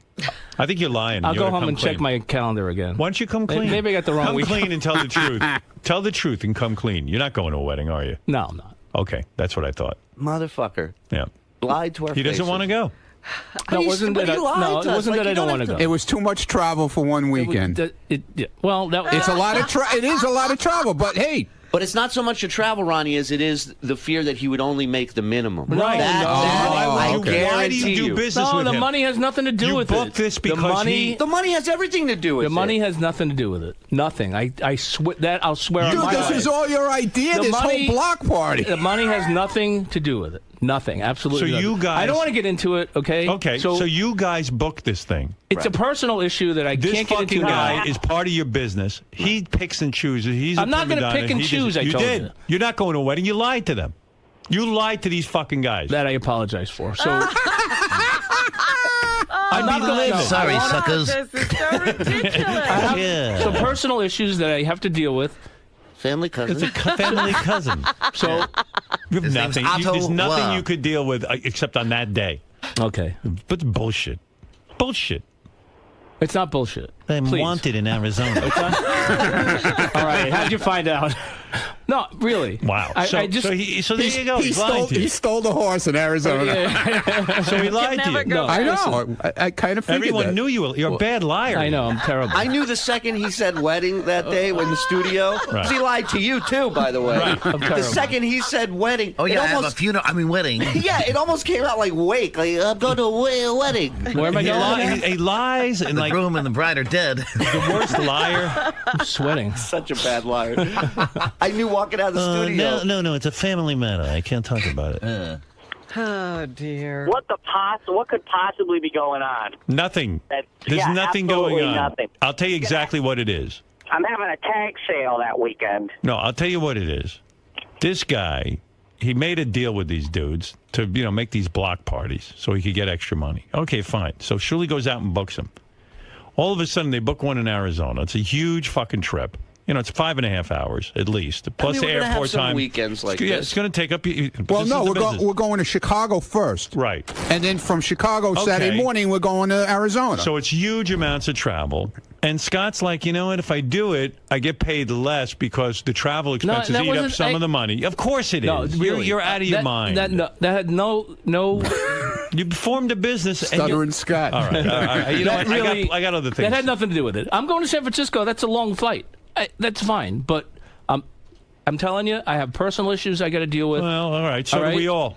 Yeah, all right. So this you- particular so- one weekend, I can't do it. That's For all. the family That's commitment. all. So Okay. that's it. All right. Can you imagine, like, All Scott right. has personal issues? Of course he does. Look at his life. This one weekend. Yeah. It's only can be handled on that day. I have personal issues. Like, what if this weekend? You know what the personal issue is? I don't want to go. Personally, what if it was the weekend that Ronnie had to be with you at AGT, and then You're he fucked. and then I have to cancel the show. Yeah, and then it's you. everybody who bought tickets, because both shows are sold out in Chicago and Arizona, Wow. Right. without Scott. Right. Who's going, JD? JD. Yeah, Right. JD's going. Well, But then it affects everybody's money. It's not just Scott not making money that weekend. Then it's a possibility that all of us lose money that well, weekend. it's also your credibility. You can't go around Absolutely. canceling shows. Right. Those shows have been canceled. Everything. Well, is, no, is they go- took care of it. They're keeping your Right, business running. somebody's covering it. Ronnie had a God. commitment. That's what with, Jackie- And I made that's sure. what Jackie- I made sure but it was. that's what I Jack- made sure it was covered. I that's made sure what- JD. I talked to JD. Ronnie had a commitment That's with what you, and he couldn't do the show. That's what Jackie Here used to he do with the goes. show. Okay, I'm not going to win Jackie in the room used to here, leave for so months, and then he'll come back and he'll go, okay, I'm back now. You kept the show running. I'm not going to be able to win in this room. So No, there's no further. You're not a I winner, have that's for person- sure. I have can't a win personal, when you lie. I have a personal issue, and then I'm going to leave it at I've that. got a okay, personal and this issue. is the only shows Can that only I can be make. handled that day. How about when he went and played bowling in the tournament a couple weeks ago? Yeah. It was before the Connecticut, the same week of the Connecticut shows we did, and the possibility that he made it to the finals was in the finals were on Friday. Really? So Lieberman asked him. He says, "You took me seriously on that?" He says, "What would you do if you make it to the finals?" He goes, "Well, I would have to miss the block party and go to the finals of the bowling." And of course, when you call him out on it, it's a joke. Of course, it's a joke because there was no chance that I would make the finals. Scott, if you made it to the finals, you're telling me you would leave the finals of the bowling championship, the Open, and come and do the block party? You know you wouldn't. So just be honest in here for once. You might not even be honest about this personal issue. It's probably like an ongoing thing that goes on with him. But all of a sudden, now that you guys have a trip and it's long and this and that, so now he has to handle it that day. It had nothing to do with it. I guarantee it has everything to do with it. It's not, I know you like a book. No, it didn't have anything to do with it. I know you. No. Being on the road is not an easy thing. We only do this once a month, one weekend a month. I mean, this is normally 3 weeks or 4 Well, you're telling me with this AGT, I'm on the road all the time, and it ain't easy. And it also isn't easy for people in your life that are in your life, you know. But you do it. I made a commitment. Since, the travel is so tough on AGT, why don't you just say I can't make it That's what I'm going to do. Send Ronnie or JD. Try the personal thing. I'll just call him and tell him I can't go to Tampa. And they'll figure it out. Tell them a personal family. A family cousin. A family cousin. That day.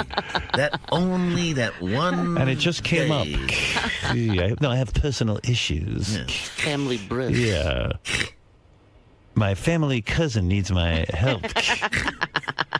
It's Cesar Chavez Day. I'm celebrating with the whole mishpacha. It's Flag Day in Canada. Hey. No, can't do it. Sukkot. I'm meeting with my accountant, Hugh Asshole.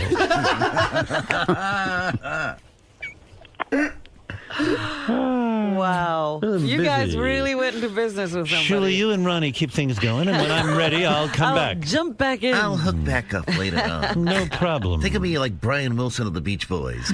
You speak Spanish, Shirley? No problema. Here's another Spanish word. Adios, motherfucker. This is what, as much as it angers me, it's so fascinating. I'm just like, I can't believe I'm a part of this. Yeah. You're part of the insanity. Unbelievable. Yeah. And this was all his idea. That's the best It wasn't part. all my idea. Yeah, it was. The block party was not my idea. Not the block party. No, the block party was my idea to shut you up from crying about not having fucking money and all the other shit. You know, and we I don't said, have "Boom, any we'll money. What can I do to make extra money? Well, you could join up with a block party. Okay. And why isn't my name on the block party? Why isn't it Scott Salem's block party?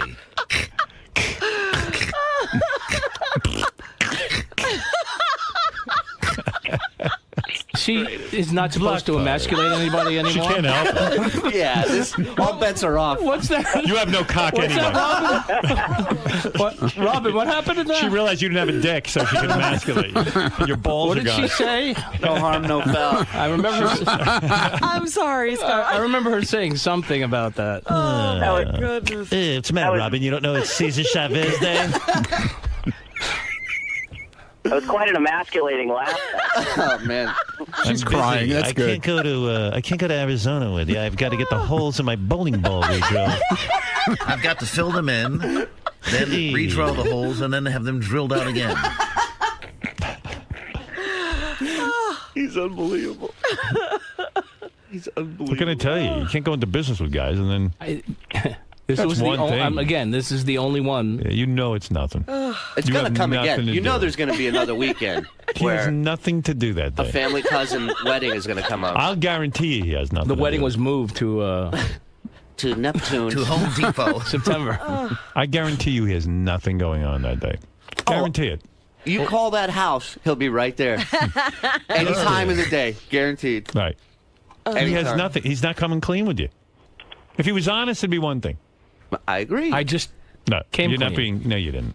You have did. nothing. There's no personal business. Scott, if you see a black sedan outside your house that's on Saturday with a camera shooting out of it, just know we sent it. When you walk in and out of the house, the guy will be taking pictures. The banter. I'll call the police. Is this what they do on stage? Yeah, this is when the shots start coming real early. I ask myself that question every month. We do. All right. But they're loving it. See what you're missing? See what you're missing? Hey. That's So they get on stage together and they argue with one another. The best is before the show even starts, him running around with that phone for sound check, and he's asking like real sound guys. He goes, so what are we running off of tonight? And the guy's like, well, we have a giant mixing board. He goes, what are you running off of? I have Verizon. You know, he pulls out a fucking phone, and the guy looks at him. It's his equipment. And these guys, they all look at us the same way, like, this is a fucking show? I'm running Verizon. Does Sprint work here? These venues are like, we just had a band in here last night. Yeah. Can you hear me now? So what does Scott do? He takes his cell phone out and he hooks it into the giant board? Yeah, he hooks it into the board with. He has a little plastic shopping bag with all his extra pieces and cords in case he needs them. My DJ's walking in with like a Dwayne Reed shopping bag. Yeah. Where's my shopping bag? Anyone seen it?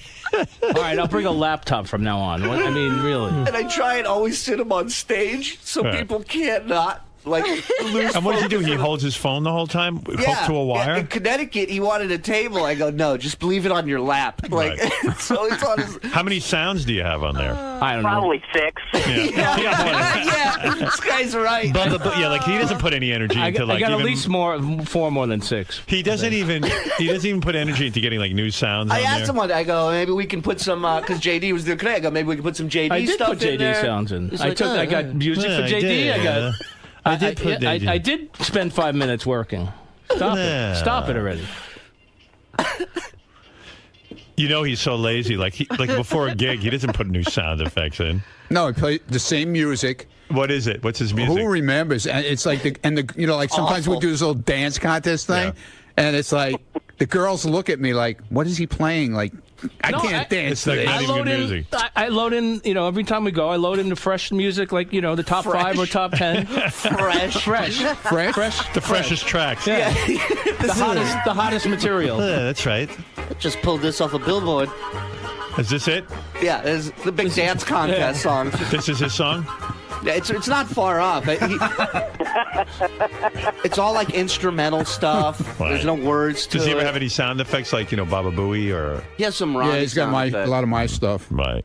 And he hits it, like Fred does during the show? Yeah, but no, exactly. he'll do it like when JD's trying to, introduce somebody or do one of his, one of his bits. So he hooks up the phone for the whole, like that takes a long time, and he gets that all together, and then it's just so during JD he can hit like an effect. Basically when the comics are up there, when we're up there, he's not on the stage. Right. And he's gone. So it's just for the times in between. So your thing is your phone and with the sound effects. Yeah, and the music, whatever music we need. Right.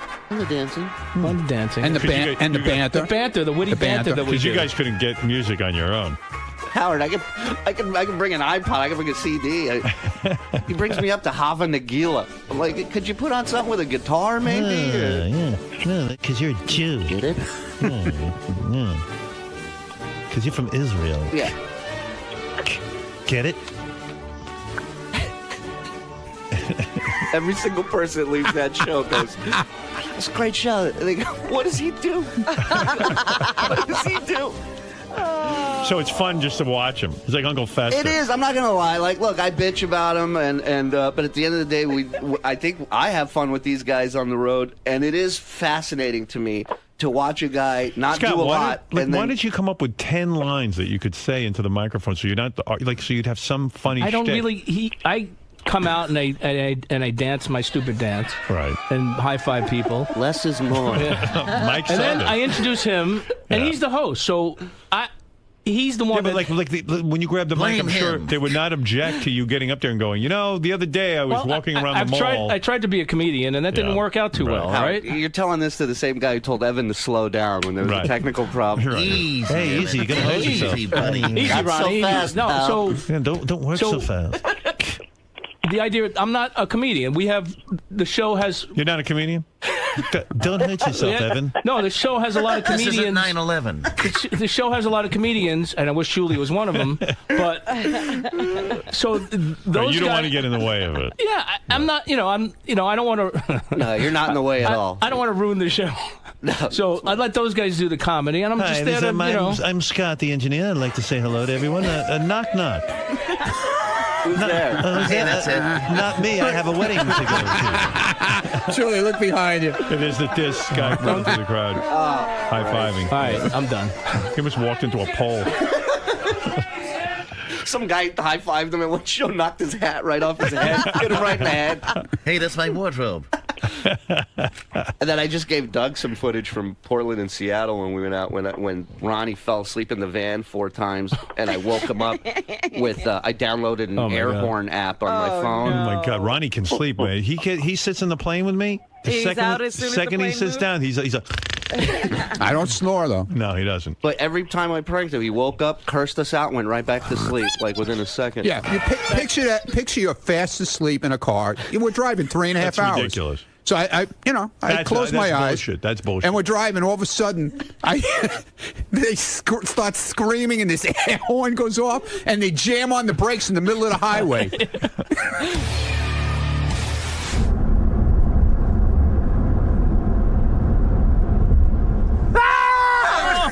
Fucking cocksuckers. That's not cool, though. The guy's sleeping. You ever see the prank? You can drop dead from a heart attack. That's not funny. Wait a second. Wait till you see Thank the you. Good. That reminds me, I got a great, this is a true story. We get off the plane today, me and Artie, and we're walking through the airport, and a guy comes up to us, and he goes, "Hey, guy, how you doing?" He recognized us. He goes, "Can I get a picture?" And we go, "Fine. Take a picture." The guy turns to me, hands me the camera, and goes, "Do you mind?" Oh, fuck him. What do I look like, a photographer? Fuck him. Fuck him. What do I look like? A little too much alcohol in that show. That's why I'm not a comedian. Do you hear the audience? You're losing them. Like, you got to get to a joke. That place was rough. No, but Gotta be the camera. Surely explain to me you got to get to the joke like right away. You can't pause, dude. It's called combat comedy. That's why I'm not a comedian. You cannot pause for a second. I tried it once and I was like, done. Okay, I'm not a comedian. It was rough. Shit. I get no fucking respect. All you know, we have a band on the show called The Losers. And the reason it's called The Losers is because it was named after me. I'm the head loser. Now, the total disrespect is I got kicked out of the fucking band. Come on. I'm the head loser and I get kicked out. What kind of bullshit is that? The best part is when he goes, I get no respect. That's a good line. It is. Too bad it wasn't his. Somebody used that before? I love the heavy breathing. Yeah. It's like spitting into I was the a little microphone. overweight at that point. Come on. Come on. Does anybody have a defibrillator?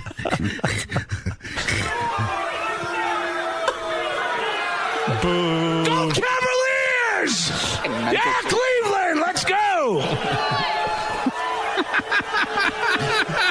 You know, let's hear some of your shit. I never claimed to be a mechanic. I never claimed to be a comic, I'm man. trying to listen to Scott. That's the petcock. The sad sack of the show, the fucking loser, but I just want to say something, you know? My wife doesn't have an emotional friend. That's for sure. She should get one. I don't have monkey teeth and sewer breath. Both. How you doing? Hi, both. Unlike the man that brought me here tonight, Bob Levy, I live upstairs in my house, and I don't. And the only thing I put. Boy, you're lighting this audience up. Oh, boy. Holy mackerel! Hey, Howard, I think I changed my mind. I think Scott absolutely needs to do a set at every block party from now Of course, on. but you know what? That's better than what he does. He just gets up there and plays sound effects. I picture like I definitely think he would be worth at least $80. Right. I picture if we let Scott do a set, I picture like going to the bathroom and coming back and like Blues Brothers with just people just throwing stuff. But you know what? Like one or two of those lines might have been good enough to keep in, and then you develop something. I mean, you go in there anyway, write a few lines. Tell a few stories. Goof on us. You know, whatever. Why would I want to goof on you guys? Well, I'm just saying. I love you guys. The best part of the whole thing is when he comes out dancing. Yeah. Shuley sits there in a chair in the corner, and he's crying, laughing so It's hard. fucking brutal. That's my comedy. Every time, I'm just like, there's a grown man running through this audience. Right. Like dancing to "Let's Get This Party Started." There's no party that starts when he shows up. No dignity. Nothing. All right, guys. Well, thank you. It's Well, thank you fascinating. for this bashing. Well, thank you for Thanks. coming clean and stop your lying Okay. about this stupid fucking wedding we all know you don't have to go to. All right. I mean, that's the revelation that you're a liar. I'm going to a family cousin. I'm on my father's side. What's the name? Smith. Smith. Lloyd Webber. Andrew Lloyd Webber. His daughter Imogen is getting married, as a matter of fact. Yes, we're related to the Lloyd Webbers. So funny because Ryan and I went right to each other after that show, and we're like, "There's no fucking wedding." We said right to each other. We're like, well, now you know the truth. Lest anyone thinks Scott's ever telling the truth. Ronnie told me there was no. Everyone knew there was no wedding. Yeah, he didn't exactly sell it too well. So. Howard TV has a picture of Ronnie when he wakes up after you guys blow the air horn on his head. No, this is when we slammed on the brakes. Let me see. Oh, wow. And screamed. Now, just from that still shot, the best part, Howard.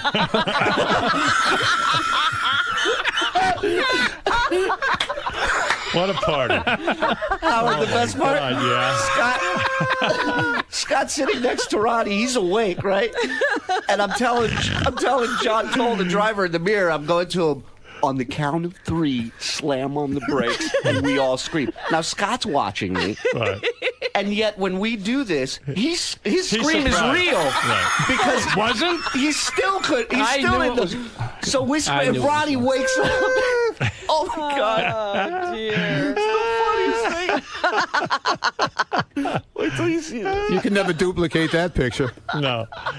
You were scared. I was, man. I was out cold. Oh, dude. I thought we were going off the road or something, the way they were screaming. It was a wide open highway. There wasn't a car near us. All right, guys. It's enough. You guys have a lot of fun. Oh, yeah. I heard Jason, it's a blast. Jason was complaining that he's not part of the block party. Jason claims he asks Shirley every week if he can be part of it, and they tell him no. Who's that?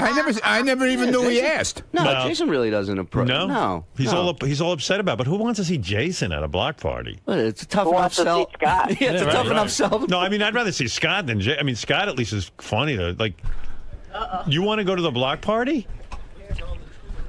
Yeah, First of all, can I just say something? You got to lose some weight. I know. Seriously, you know what? You're really good. I mean, you're a good employee. You're a good worker, and you're going to be going places in this organization. But you look like a fucking mess.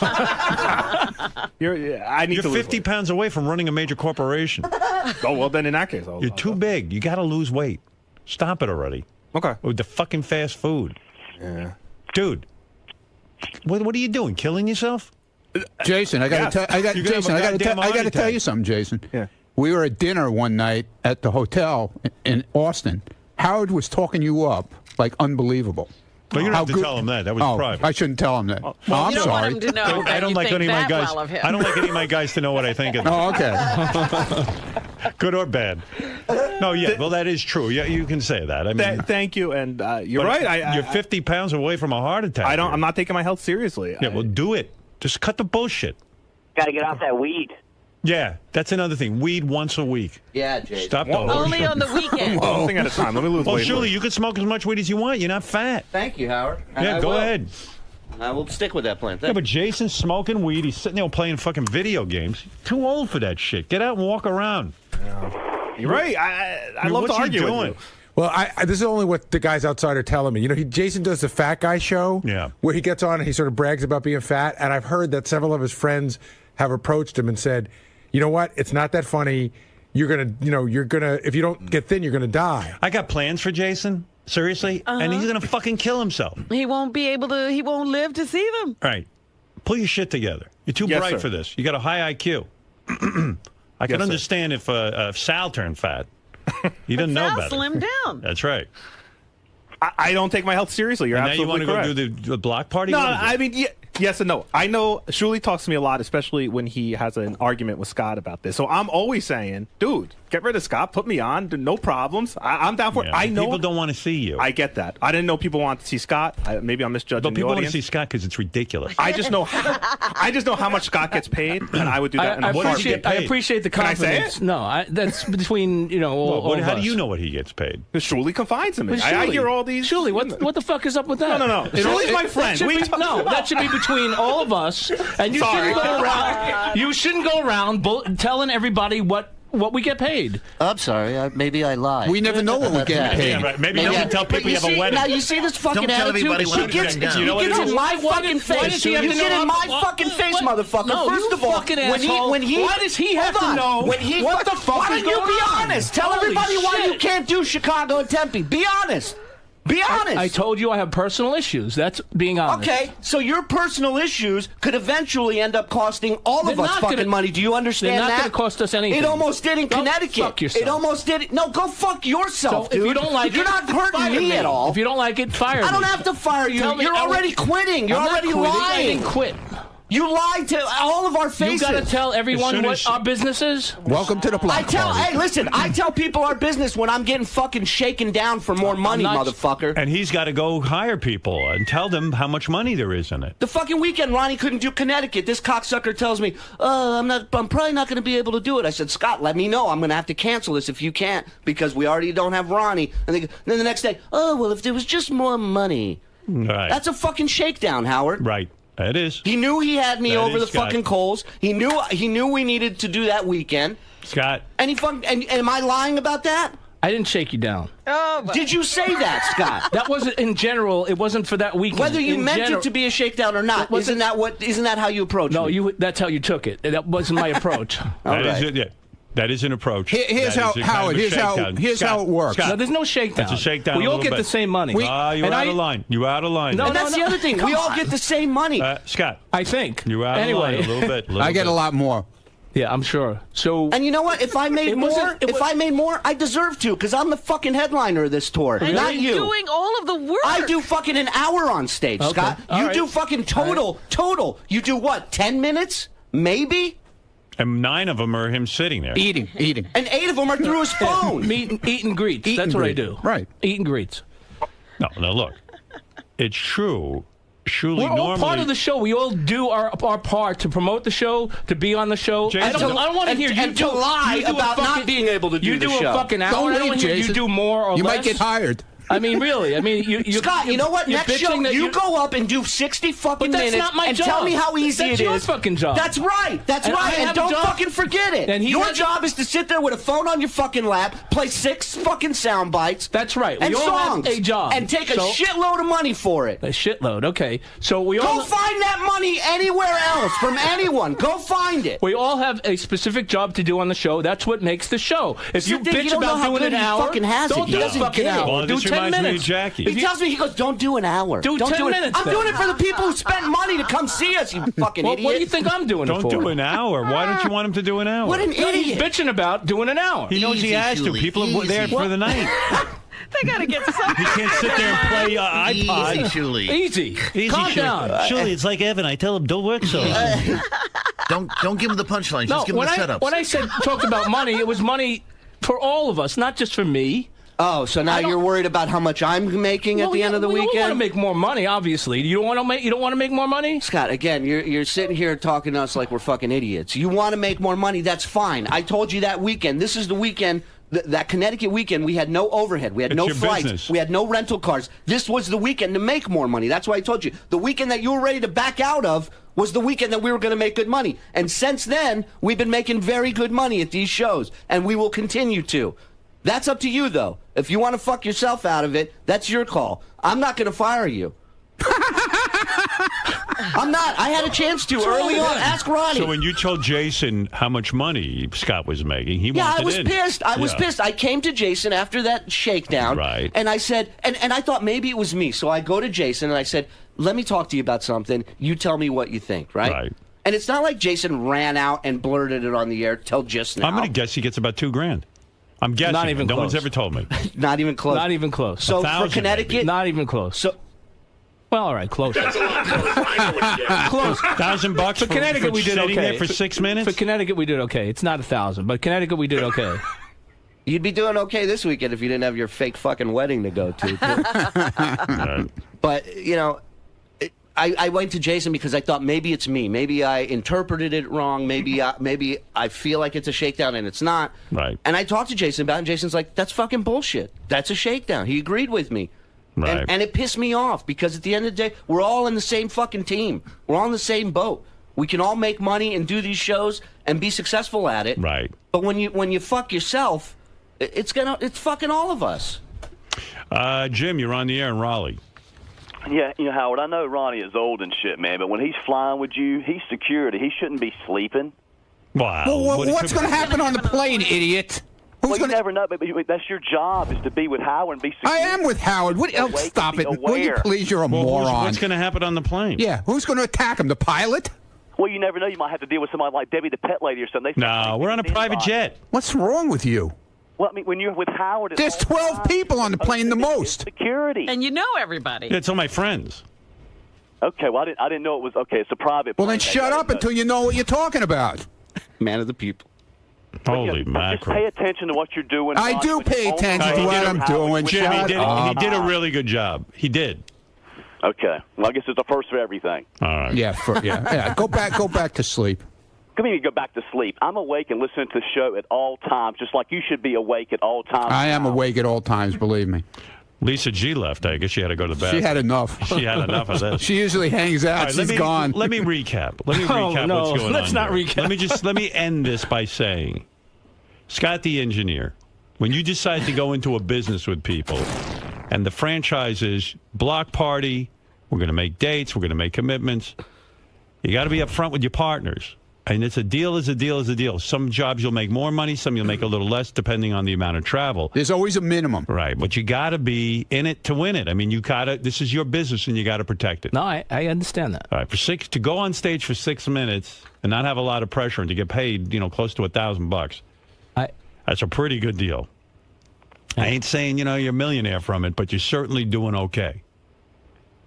That's good extra bread coming in. And you do 4 of those a month or 3 of those a month or 1 a month even. All of a sudden, you got extra dough in the pocket at the end of the year. You're looking at 20, 30 grand. You know what I mean? You could end up making some real money.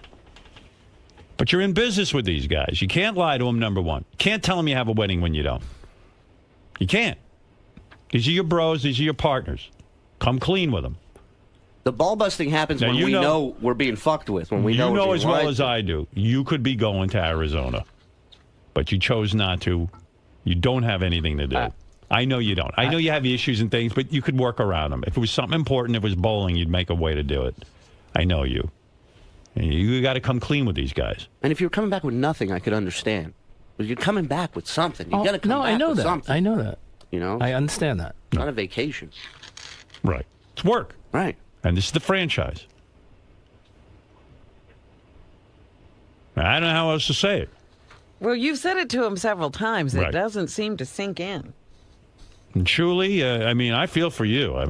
Because you're in charge, it seems, of booking everything and coordinating. No, we have everything. somebody that takes care of that stuff. Oh yeah. Yeah, we have. There's a booker. There's a promoter. Yeah, he books all the gigs. He does all the travel arrangements. Oh, he does. Yeah. So, what do you think Scott was up to when he wanted more legroom on the plane, Ronnie? What do you think he was trying to say? That he wanted them to pay for it, therefore it comes out of your take? I need more legroom. Yeah. That's why were you upset about it? Well, because I said all I worry about is on these trips is I'm not worried about legroom. I'm worried about doing the shows, getting back on the plane, and getting home in time to go to work on Monday. Part of it too. I mean, but I'm not worried about if I need legroom. Dude, come on now. The planes are the legroom in the planes are not that chair bad. To lift you up so Dude, you always get an aisle seat.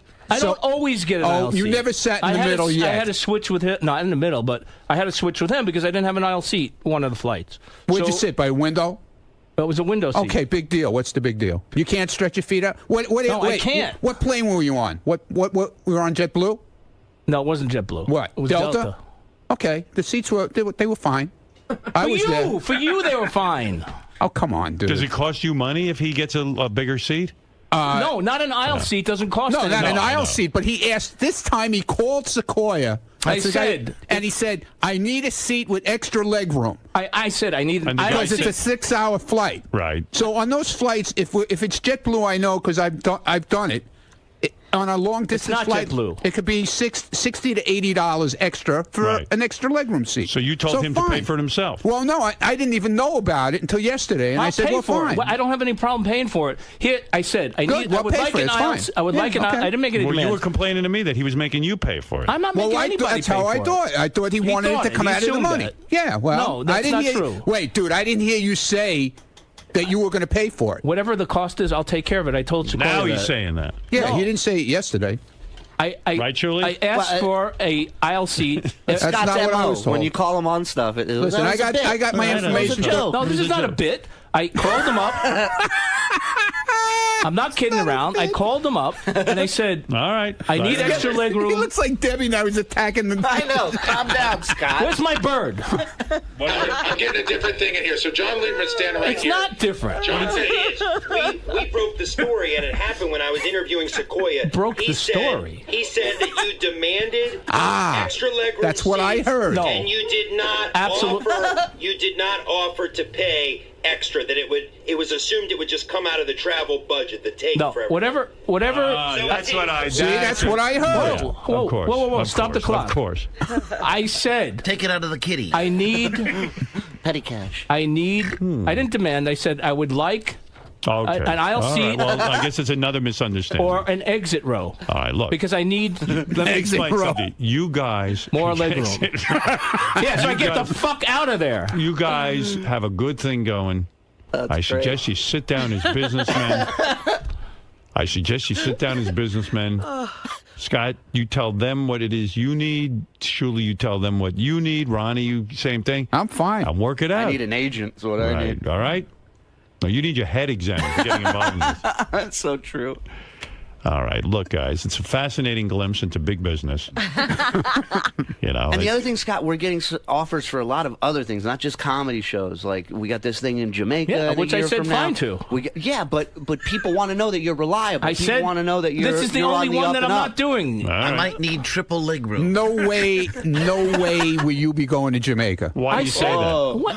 How do you know that, What? Ron? I just have a feeling. I said I just I have was a going feeling. to Jamaica. What, Suffolk called us- Boulevard or Hillside And Avenue? then surely you'll book it, and then he'll say he can't go. Well, Ronnie, as soon as this trip came up, Ronnie said right off the bat, because Scott says, I'm in, and Ronnie said right off the bat to me, there's no way he's going to make it to Jamaica. Why do you think he won't make it? Why? Because it's Personal reasons. I'm not going to go into it. all right.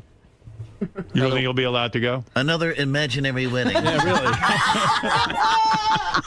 He's got another family. Are you cousin. sure that you can go to Jamaica? Did you check with whoever it is you have to check with? If that's the weekend, I don't even know the date yet. He just said it's next. So why did you say okay? It's next March. Okay, so we don't have a next March you're booked? I have a fake bar mitzvah. Oh, wait, there's a fake funeral.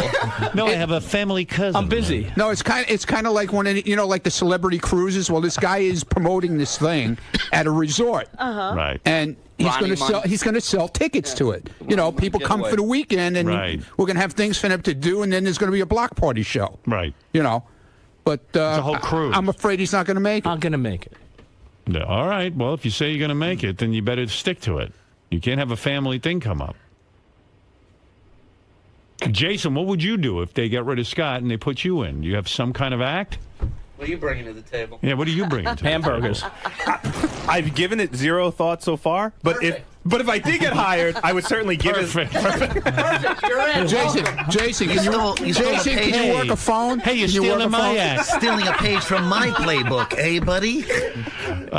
Brian, you're on I'm the air. innovator here. Go ahead. It's not right. I coined that nothing phrase. Go ahead, Brian. He put zero into it, so he put more into it than Scott already. Right. Less than I zero. think Jason could be funny. You would pay to see Jason. Absolutely. Jason, when I interview him for the news, I mean, he is one thing about Jason. He is fearless. He will say what's on his mind, That's and right. he's very intelligent, and he is very funny. Right. And like I came in here to mix shit up. Then you watch a pro like Jason come in here, and he took it to a fucking 15 on a scale of 1 to 10. Right. He's good. He's good. Well, give him a shot. I have no problem. Great on the wrap-up show. Well, you like him?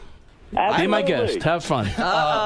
Now he's giving me a guilt I'm trip. worthless. I do nothing. I'm worthless. I do nothing. He was just in my he's a face 2 15. seconds If ago. he's a 15, then there's your boy. Listen to you now. When I came back, after you guys came back after the Hartford trip, you go, well, it looks like you're out. JD's taking over now. Again. Yeah, see? That was busting your balls. Yeah, busting my balls. Well, yeah, hey, we're busting your balls. There you go. But the truth is coming out. That's the problem. No, he's a 15. We started as busting balls, but now all the truth is coming out. All That's right, the Jason, problem. what do you want to say? I just want to say, this exit row thing, Ronnie and Shuli are absolutely right because it's a fat guy tip. You ask for the exit row, and they charge you $70 or $80 extra for it. I know they charge you So for when the you exit say row. extra legroom, that doesn't mean aisle seat. I've done this a million times because I like the extra legroom, and I pay for it. So you say, I want extra legroom, and they offer you the exit row for an $80 upgrade. So if he calls a promoter and says that's what he wants, I there's said only an aisle seat, which gives me more legroom because I could put my legs out in the aisle when there's no one there. I you can ask stretch for out more a little. legroom, and that's code for the exit row.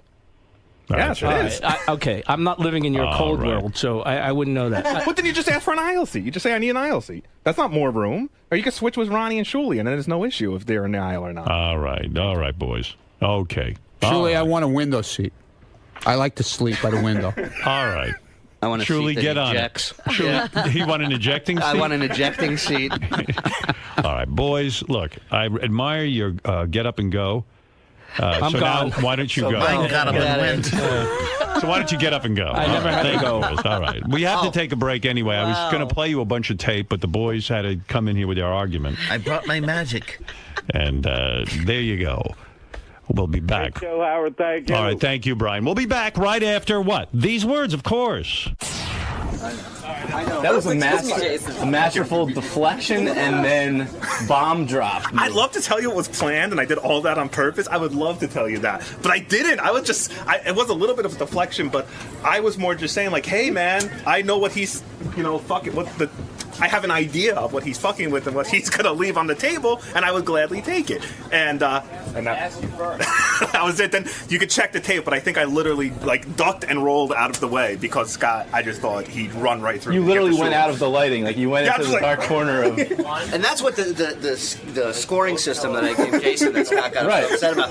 That's what I was scoring him on. The fact that I went in there to bust balls, and I thought I was going to take it up a level or two, but, I mean, he came in and just showed why everybody here hates him at one point or another, because he just fucking went for it, and it took us to a whole nother level. But you know what? Listen, I wasn't lying in there when I said I went to him because I thought something was going on that I didn't want to overreact about. And Jason, if I didn't think he was an intelligent guy and someone I could trust and talk to, I wouldn't have approached him with it. And I know he didn't do it intentionally in there. No, Shirley told me this like a month or two ago as friends. He's been sitting on this for a while. This was a friend talk. I didn't page 69 it. I didn't run anybody, but trust me, if I was going to be a real dick, I would have just said the number on the air. But I was just trying to make a point, and sorry. No, that's fine. I got no problem with it. Point well taken. But I'll tell you, I think it's good every now and then to get all this stuff out in the open. Yeah, I know why they call it a shakedown now, because when Shuli came to talk to me about it, he was literally shaking. Like, I was really mad. Like, I just walked out of Scott's office. I need to talk to you. And he was. It's the definition of a shakedown.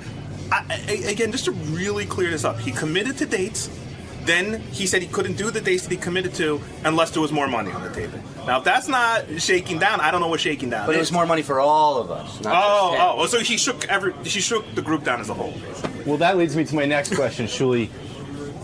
Throughout the beginning of that segment, you kept saying, you're fascinated with Scott, despite all of the crap and all the nonsense he put you through. Yes. You're fascinated with it because there's a bit of a payoff in that.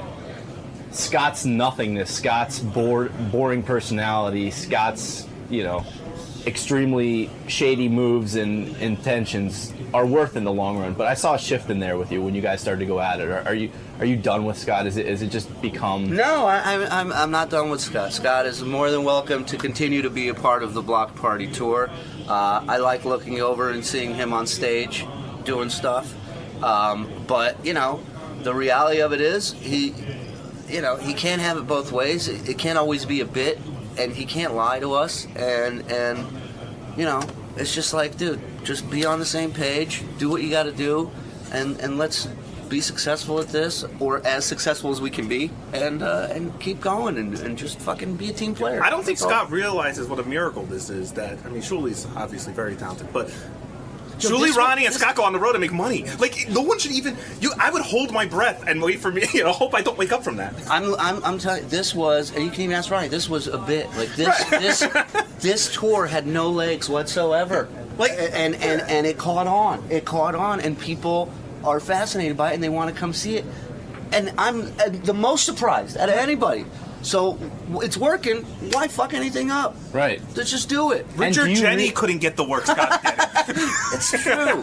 Do you really, at the end of the day, do you really need Scott's, quote unquote talents to keep this going? I mean, can you draw? No. Can you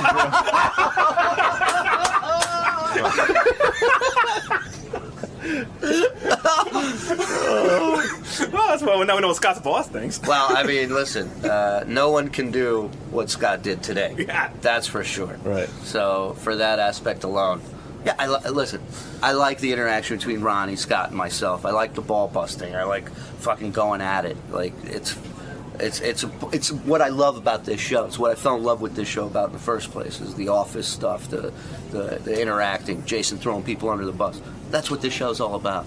And hopefully we can continue to do it. But if not, I got a lot of people waiting in the wings. And like I said in studio, I will not fire Scott. Scott will eventually quit. As someone with a team player attitude, do you have any resentment for Scott in that he's becoming kind of a prima donna with the money, with the leg room, with his availability? Well, Scott's always been like that with money, but I'm used to it, so it doesn't bother me. I listen, and then that's it. I let Shuley get upset, not me. I just laugh. If you were Shuley, would you continue to allow Scott to participate in the block party? Is the the risk worth the reward? Scott is part of the block party. He always has been. It was basically his idea to go on. Let's do something to make extra money. Blah blah blah. Okay. So that's the story, my friend. That's the story. And you're sticking There's to no it. more story. The story's over. You want to find out any more information? The man is sitting over there. Ask him. Scott. Yeah. Mr. Engineer, sir. Needless to say. I got all this work to do over there. Needless to say, I don't believe you anymore. Your credibility shot. Needless to say, lying gets you nowhere around here. I guess. So why did you do it to begin with? I mean, in a show based on brutal honesty, why did you think you could slip I one guess I'm past? an idiot, right? Well, I wouldn't say that. Well, you're getting close. I'm just wondering why you would attempt to do that, slip one past guys that are... Because I had personal issues, and I thought maybe, just trying to get around the personal issues, having something that looked legitimate to do would kind of, be easier to tell them. Why not think of some of the details behind the lie, like a cousin's name, a location? I just, a story of how they met. I didn't want to get into it. Whether or not she was really a virgin on her wedding night, stuff like that. All right. Next time I'll come to you for suggestions, and maybe it'll work out. Yeah, we'll get some alibis. We'll get the whole deal. No, in all seriousness, do you think you're skating on some thin ice here with the block party, or do you even want to be on the ice? Hey, we're fine. No ice. No ice here. No leg room either. Apparently not. I'm not allowed to have leg room. I didn't know that was going to be such a fucking big issue. Now, did you ask for the extra leg room? Did you say it would be great if I could, but if not, I'll still do it? I would like... I didn't say I wouldn't do it. I just said I would like extra leg room.